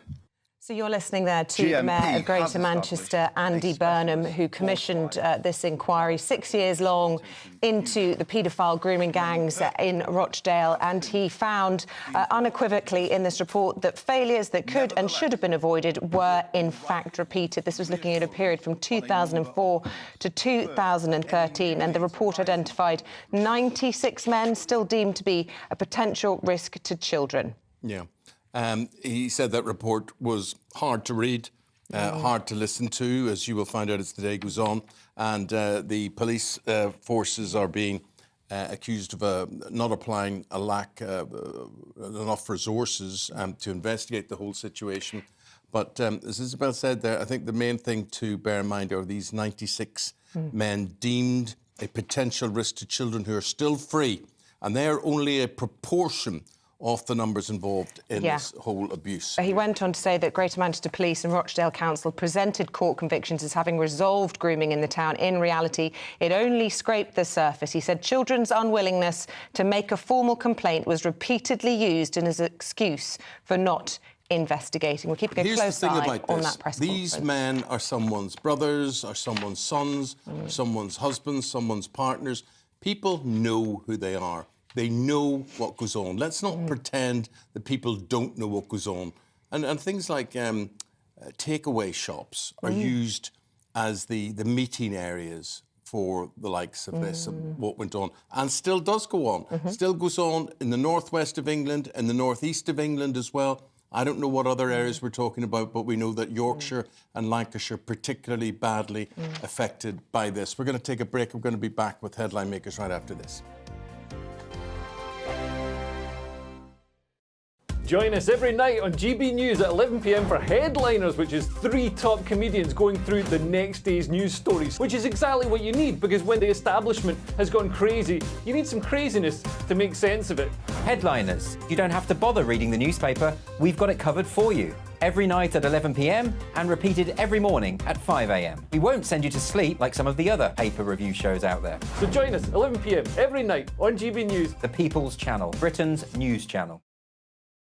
I think the most exciting bit for me is talking to people. People who I think are ignored often by the major news channels. We're going to give news they want to hear. There's a voice there that needs to be heard. I think there's a chance here for a diversity of opinion to be expressed, which you don't find elsewhere. It's really exciting. We don't hold back. We're free to say how decisions that are taken here affect us all around the country. Only on GB News, the People's Channel, Britain's news channel. I'm Michelle Dewberry, and I'm not here to tell you what to think. I'd much rather hear what you have to say. So send in your opinions to gbviews@gbnews.com. Keep them clean, and you never know, I might read them out. With my panel here on Jubes & Co, we debate, we get stuck into the issues of the day on a show where all views are welcome, especially yours. GB News, the People's Channel, Britain's news channel. In the GB Newsroom, we bring you the news as it happens. With our team of dedicated journalists across the UK, we're ready to give you accurate reporting every day. When the news breaks, we'll be there with bulletins on GB News, the People's Channel, Britain's news channel. Your weekend starts here with Friday Night Live with me, Mark Dolan, 8 till 9 on GB News. Big stories, big guests and big laughs as we get you ready for a cracking weekend. That's Friday Night Live with Mark Dolan. Fridays 8 till 9 on GB News. Bring your own drinks. The admission's free. Good afternoon, Britain. Good afternoon, Britain. Join us, Tom and Emily, To find out what's happening in the heart of Westminster. and why it matters to you. Weekdays from midday, we bring you the most compelling stories from across the United Kingdom. And from your doorstep to our inbox. That's right, we want to hear from you. GB News, Britain's news channel. Big news, big debates, big opinion. Patrick Christie's Tonight is the week's biggest show. Every weekday, 9 to 11 p.m, we've got the inside track on the day's top stories. There'll be sharp takes you won't get anywhere else. We will set the news agenda, not just follow it, and I want to bring you along for the ride. Whatever it is, we'll have our finger on the pulse. It's news, but it's this close to entertainment. Patrick Christie's Tonight, 9 to 11 p.m, only on GB News, the People's Channel, Britain's news channel. GB News is Britain's news channel, and now you can support it. All you have to do is scan that QR code that's up on your screen right now, or you can go to gbnews.com/support and become a GB News member. You'll have fantastic benefits. We're also going to organise special events where you as GB News members can meet the presenters, the on-screen faces. Scan the QR code or go to gbnews.com/support. Thank you so much.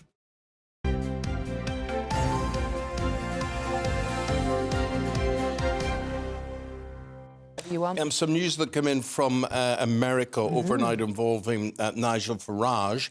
Here to discuss that, Don and Nicola back again.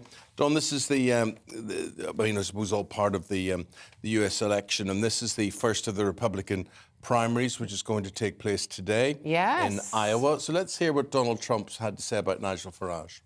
We can also do. Is that Nigel Farage, by the way? Oh, you stand up, will you? I'm just looking at this handsome guy. He's been a backer of mine from day one. I think called Brexit, very non-controversial. And you've been right, they haven't implemented too well, but you've been right. No, we're big fans. Thank you, Nigel. It's really an honor to have you here. Great. You look great. I love these suits. You know, they know how to dress over there. We don't know how to dress like they do. Thank you. Great honor, man. Nikki Haley even supported Rhino Paul Ryan's. Oh, he gets about, doesn't he? Does Blimey. Nigel Farage? Yeah, that's incredible, isn't it? I mean, that really is just to be, name checked by the bloke who could be president of America again, despite still having 4 criminal charges against him for the Capitol Hill riots, 3 years ago now, and several other indictments he's facing. But he's untouchable. The more he does wrong, or the more he's accused of doing wrong, the more popular he becomes. I mean, as you've just said, it's the first caucus today in Iowa, and he is streets ahead. 48% compared to the nearest rival, which is 20%. Amazing. Yeah. But Nicola, what's he going to do? What's Farage going to do? Where's he going to declare his hand? Well, he's saying that he's going to he's considering making a return to the frontline politics after a poll suggests that he also would win the Essex and seat of Clacton. So he's got something in common with Trump, that they both are head and shoulders in the poll. What's your part of the world? Is he popular there? I'm Buckinghamshire. You know me, I'm not great into politics, but I didn't really like him in the jungle. I can talk about that. Oh, right. Why didn't you like him in the jungle? I just didn't really like him, and I think that even watching him there with Donald Trump saying he's handsome and talking about, it's just all a bit odd, isn't it? It's just awful. But, what's been his problem, in recent history is that although he's had a share of interest, because of our party system, he's never managed to get into Parliament. And it's, we're talking this morning about an electoral wipeout front of the Telegraph the Tories losing a lot of their votes to Reform, which would actually not result in a single seat for Reform, but it could result in Labour winning, which is an interesting problem for the Tories. But Farage has eyed a possible seat in Clacton, where previously a Tory safe seat, but there seems to be a swing and interest towards reform. And it, you know, in that case, he could be tempted to come back. He's been very cagey about whether or not he would get into politics. I was talking to Nigel, name-dropping here. I was talking to Nigel the other day about this, and I was just about to come on air here, and he was doing his show straight after. I said, come on, give us the exclusive, Nigel. He goes, well, you know, he goes, it is a bit tempting. He said, but I'm not going to say anything. I'm not going to say anything. Oh, right, OK. But the interesting thing about Clacton is it's the most hawkish constituency in England, basically. What do you mean by hawkish? Hawkish. Right, they are most in favour of tighter migration controls. There was a survey over the weekend which constituencies were most demanding, literally, tighter immigration controls. And Clacton is the most right-wing, in inverted commas, as far as immigration is concerned. Bristol was the most dovish, where they were fine. They wanted less immigration controls, and most of East London was the same as that. In Clacton, obviously they're feeling the effects of this. They are. Yeah, I mean, Clacton is, if you're not aware, is on the coast of on-sea, is on the coast of Essex. So yeah, they will be very concerned about this. And as I said, that is the one that, you know, if Farage is going to be tempted to stand again, that is where he is really in with a shout, because they are backing everything he says. Yeah, well, we'll be the first to know on GB News, I'm sure, anyway. I did try the other day. I did try. If he does decide to go. We've been talking about Blue Monday today, Nicola. Lots of people find this Monday in January incredibly depressing, but not so if you're a cyclist on the way to work. Yeah, so studies show that if you cycle to work, you're less there's been 15% fewer prescriptions for depression or anxiety amongst bike commuters. So I suppose it makes sense, doesn't it? If you travel to work, you get out, you're exercising right away, you know, fresh air.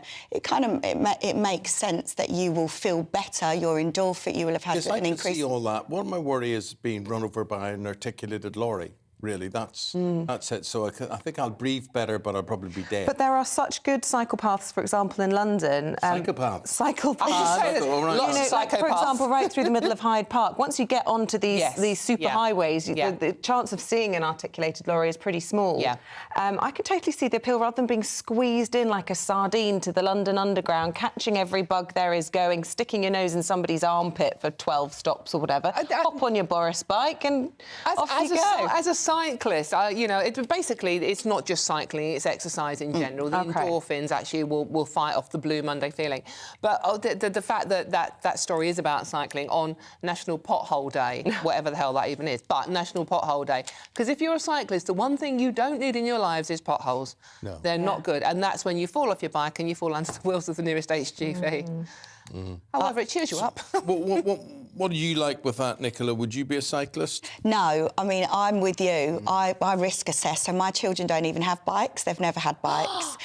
I taught them how to ride bikes, so I'd buy them bikes. They know how to ride bikes, and then I'd tell them that the bikes got stolen and give them away to other people. Statistically, are they not more at risk every time they get in the car with you than they are when they're on a bicycle? Probably with me and the way I drive, Isabel, yeah. How do you know that? But yeah, no, for me, absolutely not. I'm a proper risk assessor, which would probably shock people, and I would not want to ride a bike in London. Absolutely not. Did your boys know that before today? They know that now. Now they're older, they know that. But they did look at me like I was absolutely mad, because they genuinely believed all these bikes was like, I've probably bought them each like 3 bikes, so that they could learn, but then not want to go out. I understand that with motorbikes. I don't want any of mine on motorbikes, but bicycles I'm fine with. I think it's great. But then when they get older and they won't wear helmets because it's not cool, are you going to be happy with your kids out on the streets of because they just take them off. I see it. You know, up the hair. It's just not cool, is it? So helmet is not a good idea. Exactly. So for me, I just eliminated the risk of them doing that. Fair enough. Completely. What do you smell today? Do you smell anything? Well, what's your favourite smell? This is in the Daily Star, so it's saying that I thought this was weird. The smell of donuts is detested by 1 in 10 Brits. Detested? Yeah. But I think it's the best smell going up there with bread, freshly baked bread. Maybe they envisage the effects of eating donuts or whatever. Maybe that's what they're worried about. But I can't see why you wouldn't like the smell. The smell of I don't like. No, I don't. This smells a bit greasy. Yeah. I think that's what the thing is. I mean, I don't like the smell of the fast food shops when you walk past them. No, I don't like the smell because it's sort of like being pumped out the side of the takeaway, and it's sort of all the greasy, sticky stuff that you see dripping. My favourite smell is creosote. Remember creosote? You used to paint it on your fences. I love that smell. You're a bit addicted to that, are you? I quite like petrol. Petrol. Yeah. My favourite is bleach, household is bleach, weird. but I love it, and I even put household bleach in my bath. Yeah. You hold on. Not for a bath, not to bath in, to clean it. No, honestly, to clean it, right? No, to bathe in it. But you can. You actually can Google it. It's a thing. Yeah, it's a thing. It keeps your skin really soft. It's really good for eczema. Oh, yeah. Right. Goodness. Bleach baths. Google bleach baths. It's a I'm thing. guessing there's a limit to the amount of bleach you put in there. just a little bit. But yeah, I love the smell of it. I clean with it. I bath in it. I like Is it. it a sort of chlorine-y smell? That is Just random. Like, Yeah, make you feel maybe. squeaky clean. Yeah. Nicola, I've known you for so long, and there's two things I've learned in the last 10 minutes that I would never have guessed in a million years. I think this is the sort of thing that will get people emailing. What are the smells that you love? I love the smell of freshly cut grass because that tells me summer is here. Absolutely. I like the smell of a wood fire burning. Oh, so do I. Absolutely. Can't do that. Think of the environment. Oh. Well, do you know what I think? I go past, there's so much woodland around where I live, and there's branches and everything just knee-high everywhere that's been blown down over the years. I think, what a waste. Why doesn't somebody go and burn all that? But you can't. It has to be dried first. Yeah. But I like the smell of marzipan. Oh, that's a lovely smell. I like the smell of onions and garlic cooking. It doesn't matter what you're making. If you put onions and garlic in the frying pan, everyone goes, oh, smells good, Mum. What's that? What are you making? It's just onions and garlic. I use my slow cooker quite a lot, and when I'm using that, and then I bring the boys home from school, and I love their faces. It's like they're like, oh, what have we got? And it's like the smell of home-cooked food when you walk in. It's that comforting, isn't it? And it makes... I won Ready Steady Cook with... I find this hilarious. Did you? With onions. You see, my wife, you got your ingredients, whatever, and they said, and Ruth, what are you going to make? And she said, I'm going to make a flambéed cod on lentils with, I don't know what she was on, about fennel and whatever. And they said, Eamonn, what are you going to make? And I thought this, Don, when you go to a football match and you get the smell of onions... Well, that's true. Yeah, and you think there's very few things that are better than burgers going like that. So I thought the audience will love, because the audience vote a red pepper or green pepper. They vote on the smell that they get in the studio. So I thought, I'll just throw onions in here, make a burger, put a couple of slices of tomato on it, and I'll win this. And you won? Walked it. She couldn't believe it. You won on a dirty burger. Exactly. That would be irritating. But, you know, you were savvy. You've got to use your brain. Is it one of those things you bring up, you know, like, but remember when I won, Bruce? I know, I do. I remind That wouldn't be like Eamonn to just drop it casually into the conversation every day, would it? Wouldn't be like me at all. Wouldn't be like me. Girls, where do you stand on colours? Dawn, you know, we talk about winter and darkness and people wearing dark colours and whatever it is. You buck the trend there, obviously quite deliberately. Nicola, do you do that to improve your mood or not? No, I don't actually. I love all Dawn's suits. I love them, but I do quite like wearing black clothes. But I don't know whether that's because I like weight conscious. I think it makes me look slimmer, but it's probably just a trick of the mind, isn't it? But I like colours to look at, but I probably wear more darker colours, I'd say. Yeah, I like a dark colour. I don't think it affects my mood. The weather, the dark skies affect my mood for sure. That would affect my mood. I think colours can, though. I mean, when I was on News Rolls, I lived and died in black, because, I mean, that was like, you know, the strong, powerful editor. I wasn't any of those things. Well, the editor, not strong and powerful. But I used to wear black. But I think if you're wearing something like red, it can make you feel more energised. That is a science. Red underwear. That's a whole nother topic. What colour undies you wear. We'll probably leave it on that note, I reckon. Yeah. No, go on, tell us. What colour underwear? No, just if you wear, you know, red underwear, it might make you feel a bit fiery for the day. Who knows? It's just a school of thought. It's making me feel a bit fiery. Dawn, speaking of fiery, Nicola, thank you both very, very much indeed. Speaking of fiery, I really wanted to show you these pictures. If you're listening on the radio, check out our website. But in Iceland, it's really heating up. There's an eruption on the Reykjanes Peninsula, threatening properties with lava spilling through the towns. Houses are catching fire from the magma. Jonathan Vaughtry has our forecast, but just take a look at that as we think about our cold snap over here. Oof. Looks like things are heating up. Boxed boilers, sponsors of weather. on GB News. Hello there, good morning to you. I'm Jonathan Vautry here with your GB News weather forecast provided by the Met Office. Brace yourselves for the chill when you step outside this morning. This plunge of cold Arctic air is now well and truly across all areas of the UK. It is a very frosty start to the new working week. There will be some icy stretches around as well, so do take care when you are travelling first thing. If it's snow you're after though, you'll need to be in a region that's exposed to the northerly winds. So northern Scotland seeing some snow showers, Northern Ireland, maybe some sleet showers for parts of West Wales, Southwest England, and some just skirting parts of East Yorkshire down into Norfolk as well. But further inland, it will be dry with plenty amounts of sunshine, but still very cold despite that sunshine. And the frost will quickly return once the sun goes down this evening. Another very cold night on the cards right across the board. A slight change in wind direction to a northwesterly could allow some snow showers to push further inland across northwest England, parts of Wales as we head into the early hours of Tuesday morning. But for everyone, those temperatures well and truly sub-freezing to kick off the day. As we move throughout Tuesday, we do need to keep an eye on this feature moving in from the northwest. There's still some uncertainty in regards to the exact track of it, but it could provide more snow for parts of Scotland, maybe into the Pennine districts as well, high ground areas of Northern Ireland also. Further towards central southern areas of England, it will stay drier with sunshine, hazier skies though in the far southwest. Temperatures again only seeing highs of 1 to 5 degrees Celsius, and that cold theme continues right throughout the week. Enjoy your day. Bye-bye. Looks like things are heating up. Boxed boilers, sponsors of weather on GB News. Wake up to the headlines with headliners every morning at 5 a.m. We treat you to the day's biggest stories before anyone else, 7 days a week. You can catch up on everything you need to know before you've even had your kippers. Headliners every morning at 5 a.m, only on GB News, the People's Channel, Britain's news channel.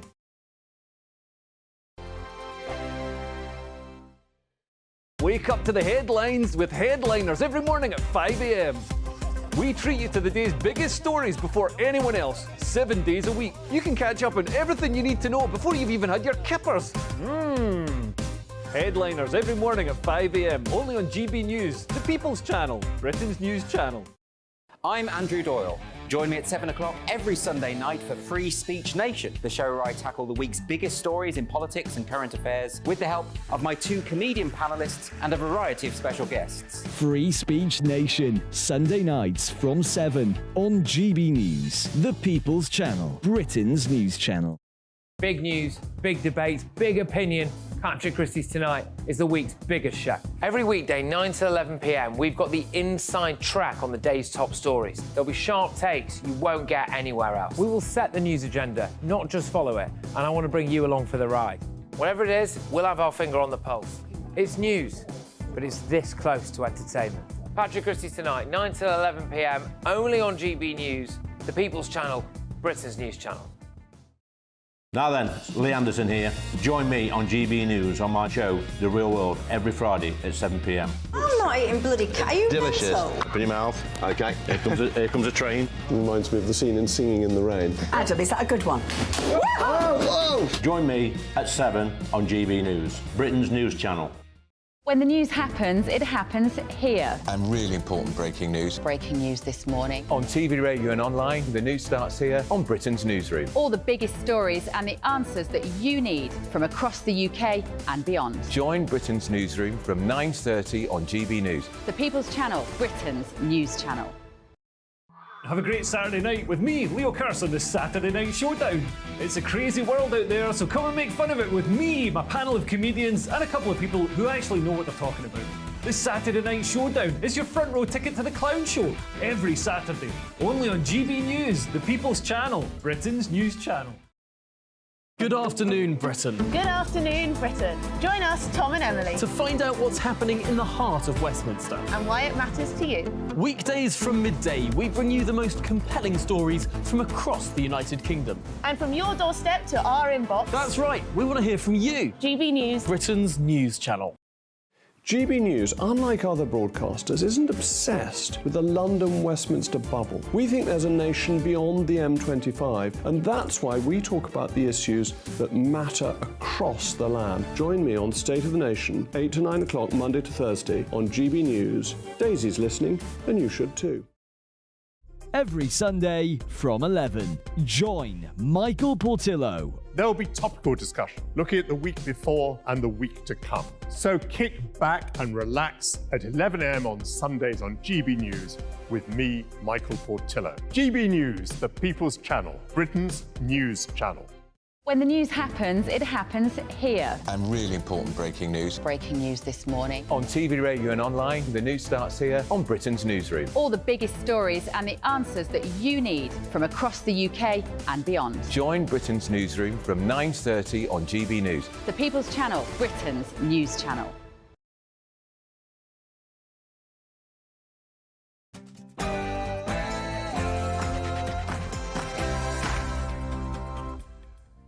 A very good morning to you. It is fast approaching 9 o'clock on Monday, the 15th of January. Blue Monday, apparently.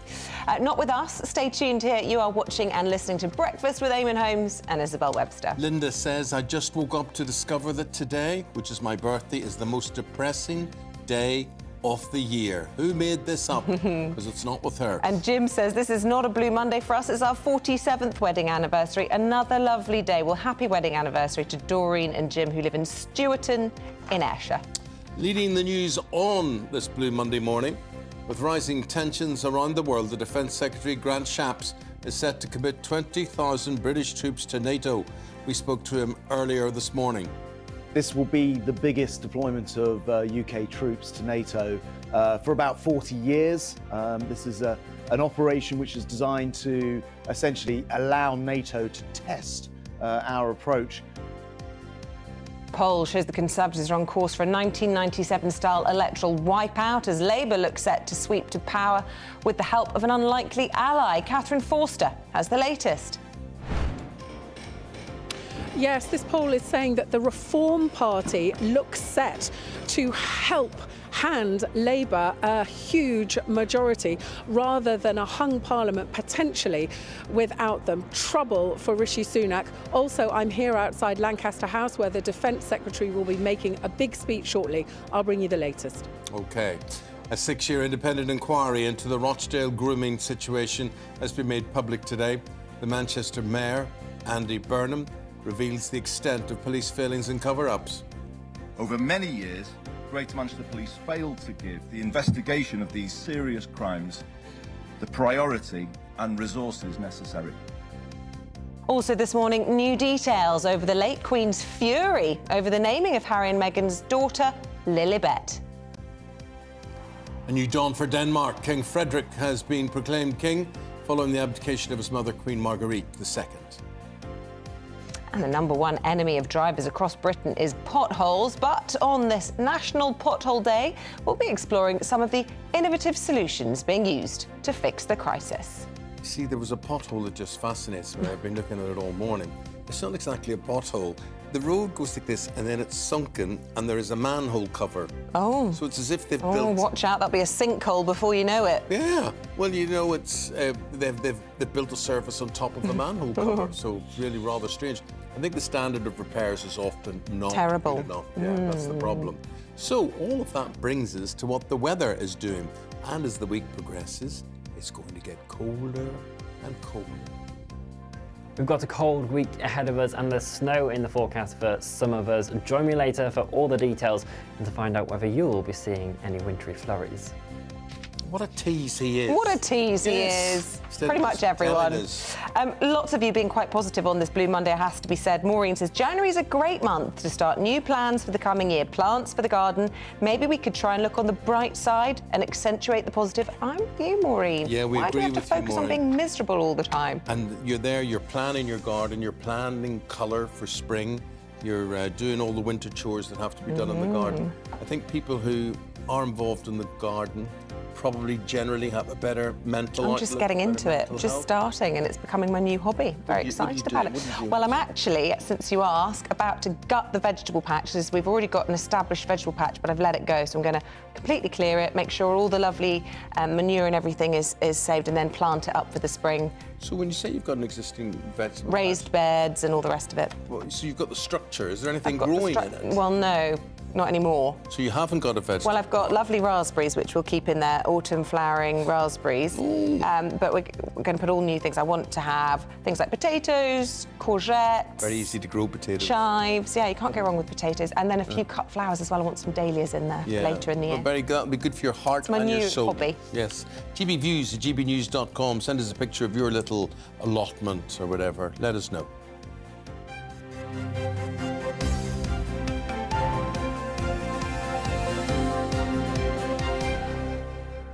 Right, well, the top story this morning is regarding tensions continuing to rise in the Middle East, war still raging in Ukraine, and the whole world in general a more dangerous place. Well, today in response, the Defence Secretary Grant Shapps told us that Britain will be sending 20,000 troops to one of NATO's biggest military drills since the Cold War. Focusing on Eastern Europe, it aims to prepare for potential aggression from Russia as the war in Ukraine shows no sign of slowing.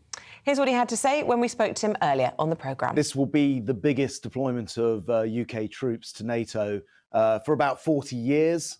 This is an operation which is designed to essentially allow NATO to test our approach in what is, as I'll be saying in another speech this morning, a much more dangerous world given the conflicts in Europe, the conflicts in the Middle East, but also the sort of intent of people like Putin to really disrupt the world order and our way of life.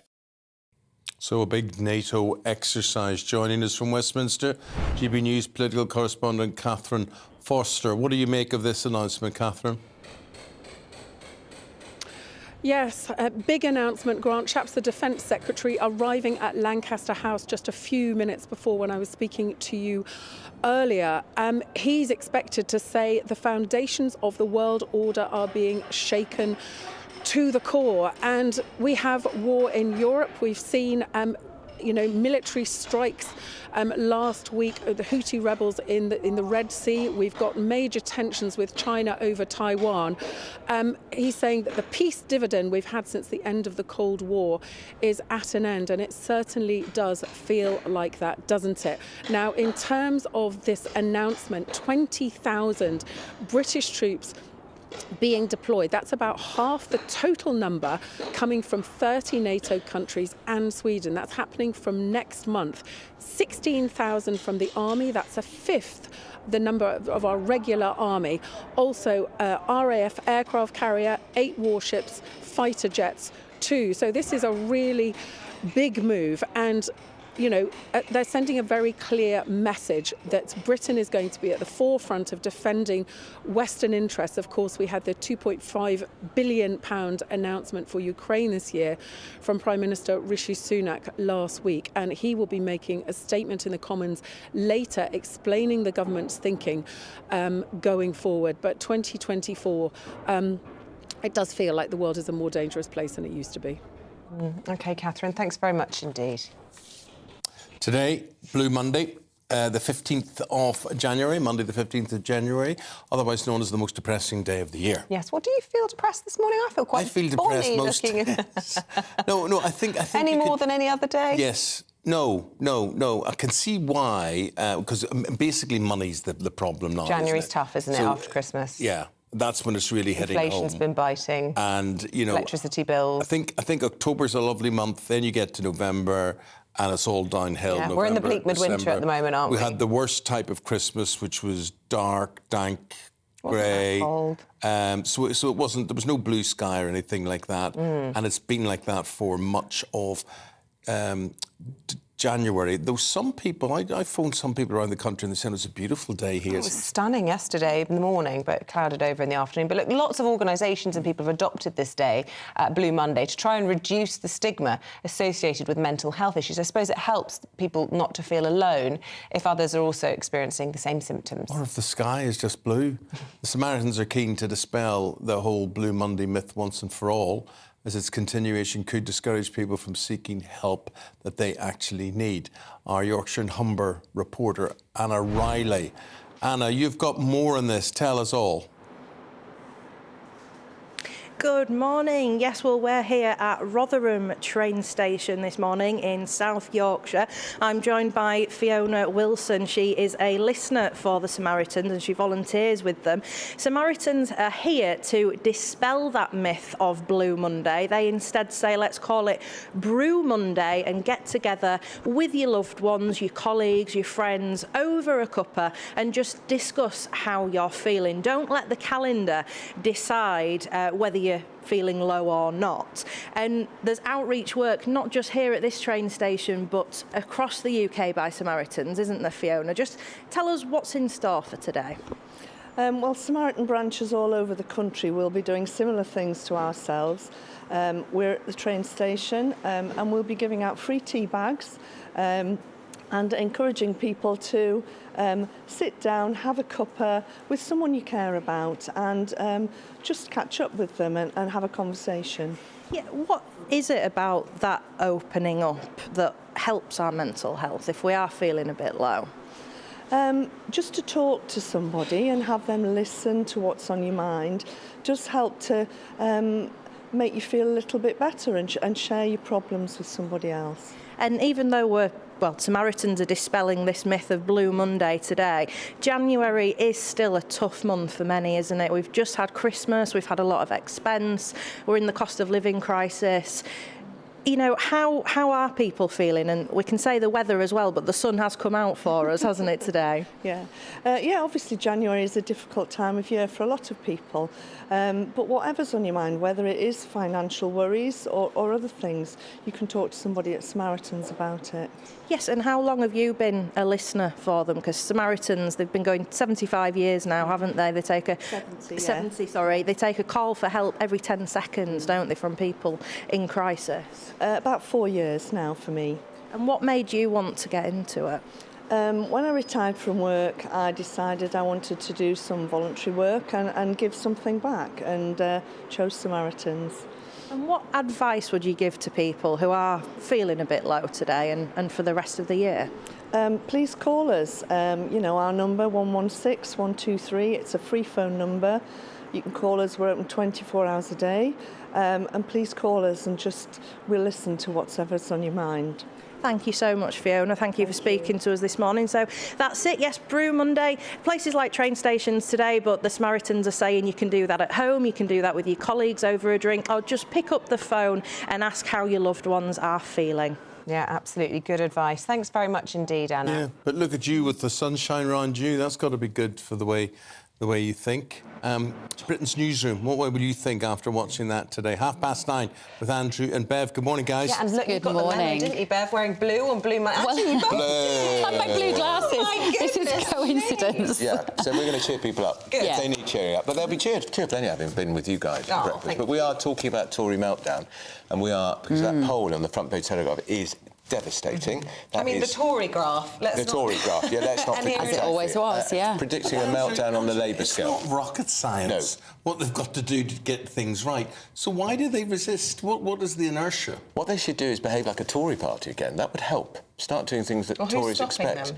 Well, they're all over the place. Look, they've been in power 14 years nearly. People are fed up, they want to change. But we're asking people, are you amongst those who no longer will never vote Tory again? Tell us why. And it's not popular. It's not popular on the global stage to be Conservative anymore. If you just look at the way that various governments are moving across the world, and Biden in particular in America, it's not popular to be Conservative. We've got this mindset now where the state is involved in everything and the state will solve all your problems, and we have no borders and money goes to big business and not to the man on the street. It's bleak. We're going to look at also in that poll what it says about Reform UK, Richard Tyson, Nigel Farage's party, because if they weren't in the picture, it would be a hung parliament. So that's we're going to go from a Labour landslide. And how do people at home feel about that if they're thinking about voting reform? Are you happy to actually make this a more robust Labour Well, it's going to give Labour a majority of 140. Yeah, in fact, we want to hear from people at the top of the show this morning on the usual email address, because we are also going to be listening to Grant Shapps, who is speaking this morning about the military situation. Secretary of State for Defence is going to be talking this morning about where are we at with Ukraine, with the Red Sea, with the Houthi rebels. It's going to be a huge NATO deployment. We're going to be part of that. Of course, Grant Shapps, according to this Telegraph poll, won't be a defence minister, won't be anything after the election. He'll lose his seat. When we spoke to him this morning to say my constituency wasn't polled. I'm sorry, that's not really how it works. No, 11 cabinets will go and he's one of them. Yeah. The Chancellor is the most obvious casualty because his seat is carved up with boundary changes. That's Jeremy Hunt. Bye-bye. And the other big story tomorrow is this Rwanda bill. Again, tomorrow we're going to be talking about who will and won't be supporting Rishi Sunak on that. And there has been Maggie Oliver, Andy Burnham in Manchester this morning, this press conference about the grooming gang scandal and the review that's been going on for many years. So we're going to be looking at that as well. Look forward to it. Thank you both. Right, the time, 40 minutes past 9. Still to come, a new king for Denmark and more Meghan and Harry drama. Next.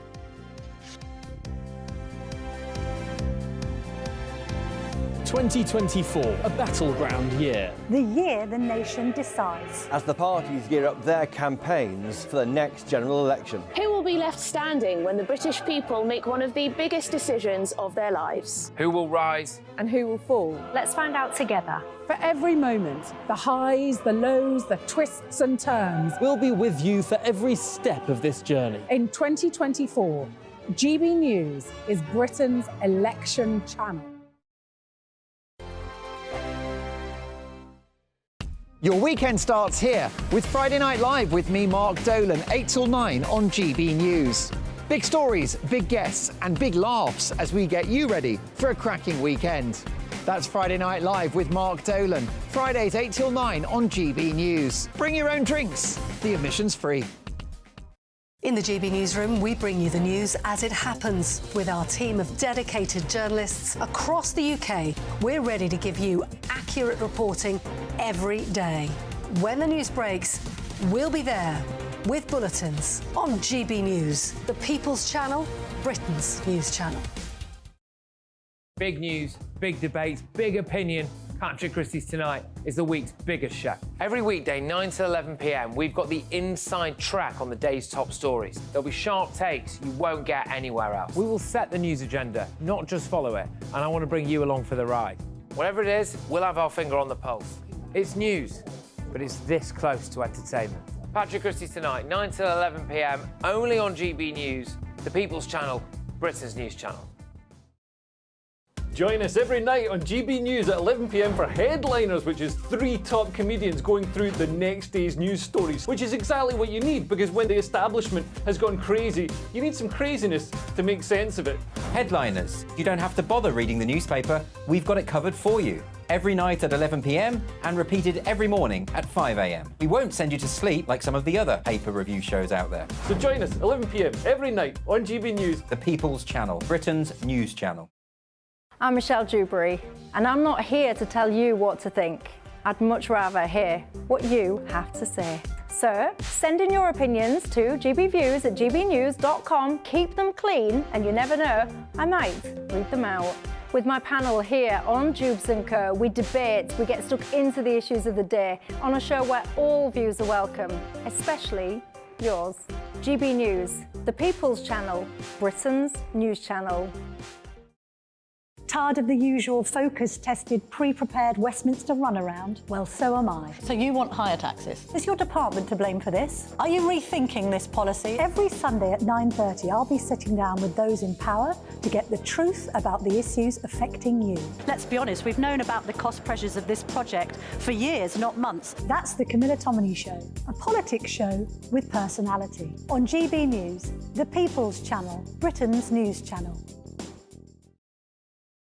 I think the most exciting bit for me is talking to people. People who I think are ignored often by the major news channels. We're going to give news they want to hear. There's a voice there that needs to be heard. I think there's a chance here for a diversity of opinion to be expressed, which you don't find elsewhere. It's really exciting. We don't hold back. We're free to say how decisions that are taken here affects us all around the country. Only on GB News, the People's Channel, Britain's news channel. Good afternoon, Britain. Good afternoon, Britain. Join us, Tom and Emily, To find out what's happening in the heart of Westminster. and why it matters to you. Weekdays from midday, we bring you the most compelling stories from across the United Kingdom. And from your doorstep to our inbox. That's right, we want to hear from you. GB News, Britain's news channel.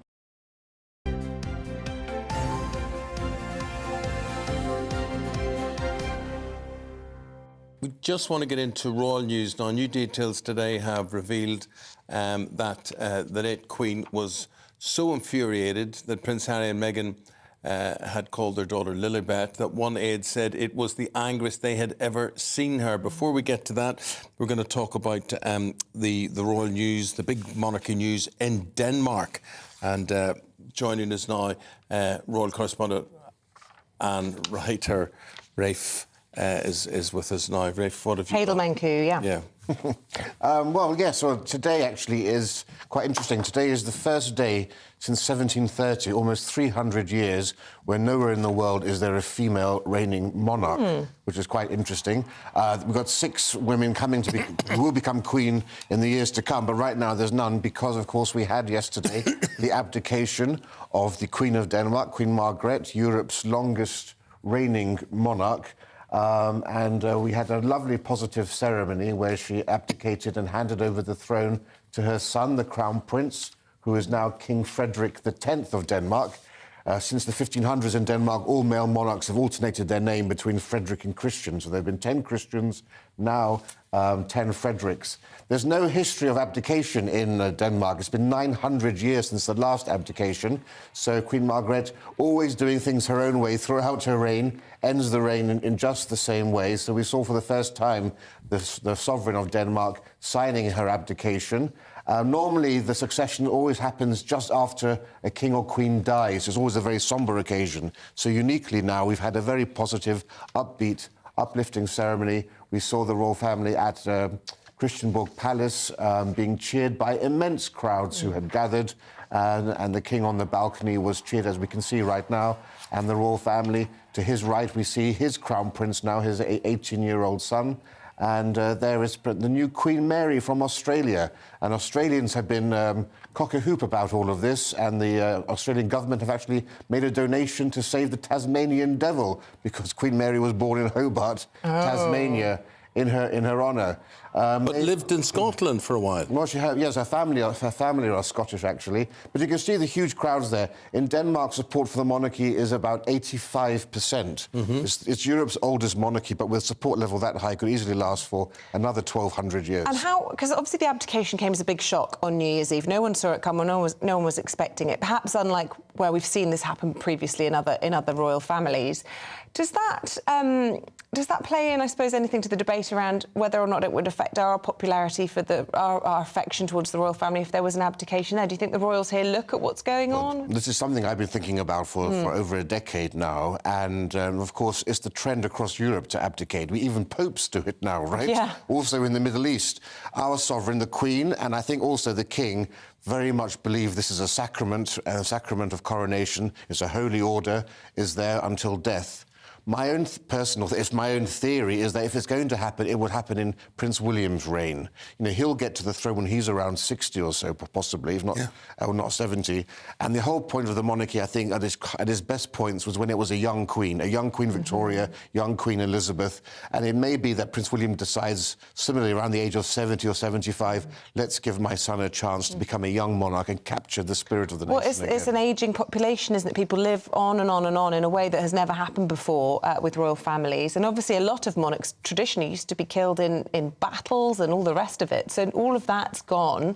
It becomes a challenge, doesn't it? Not to say that I don't want the king to stay in post, of course. It's highly controversial still, but an interesting discussion point. Well, it's remarkable to think, you know, if King George VI had lived as long as his wife, our queen wouldn't have become queen until 2002 or something like that, right? Right. Our queen, the one before this one, it's front page of the papers today. The Mail is reporting her fury over Harry and Meghan calling their daughter Lilibet. Yes, this is the latest serialisation in the Mail of Robert Hardner's excellent book on the King and what happened in the days and hours around the Queen's death.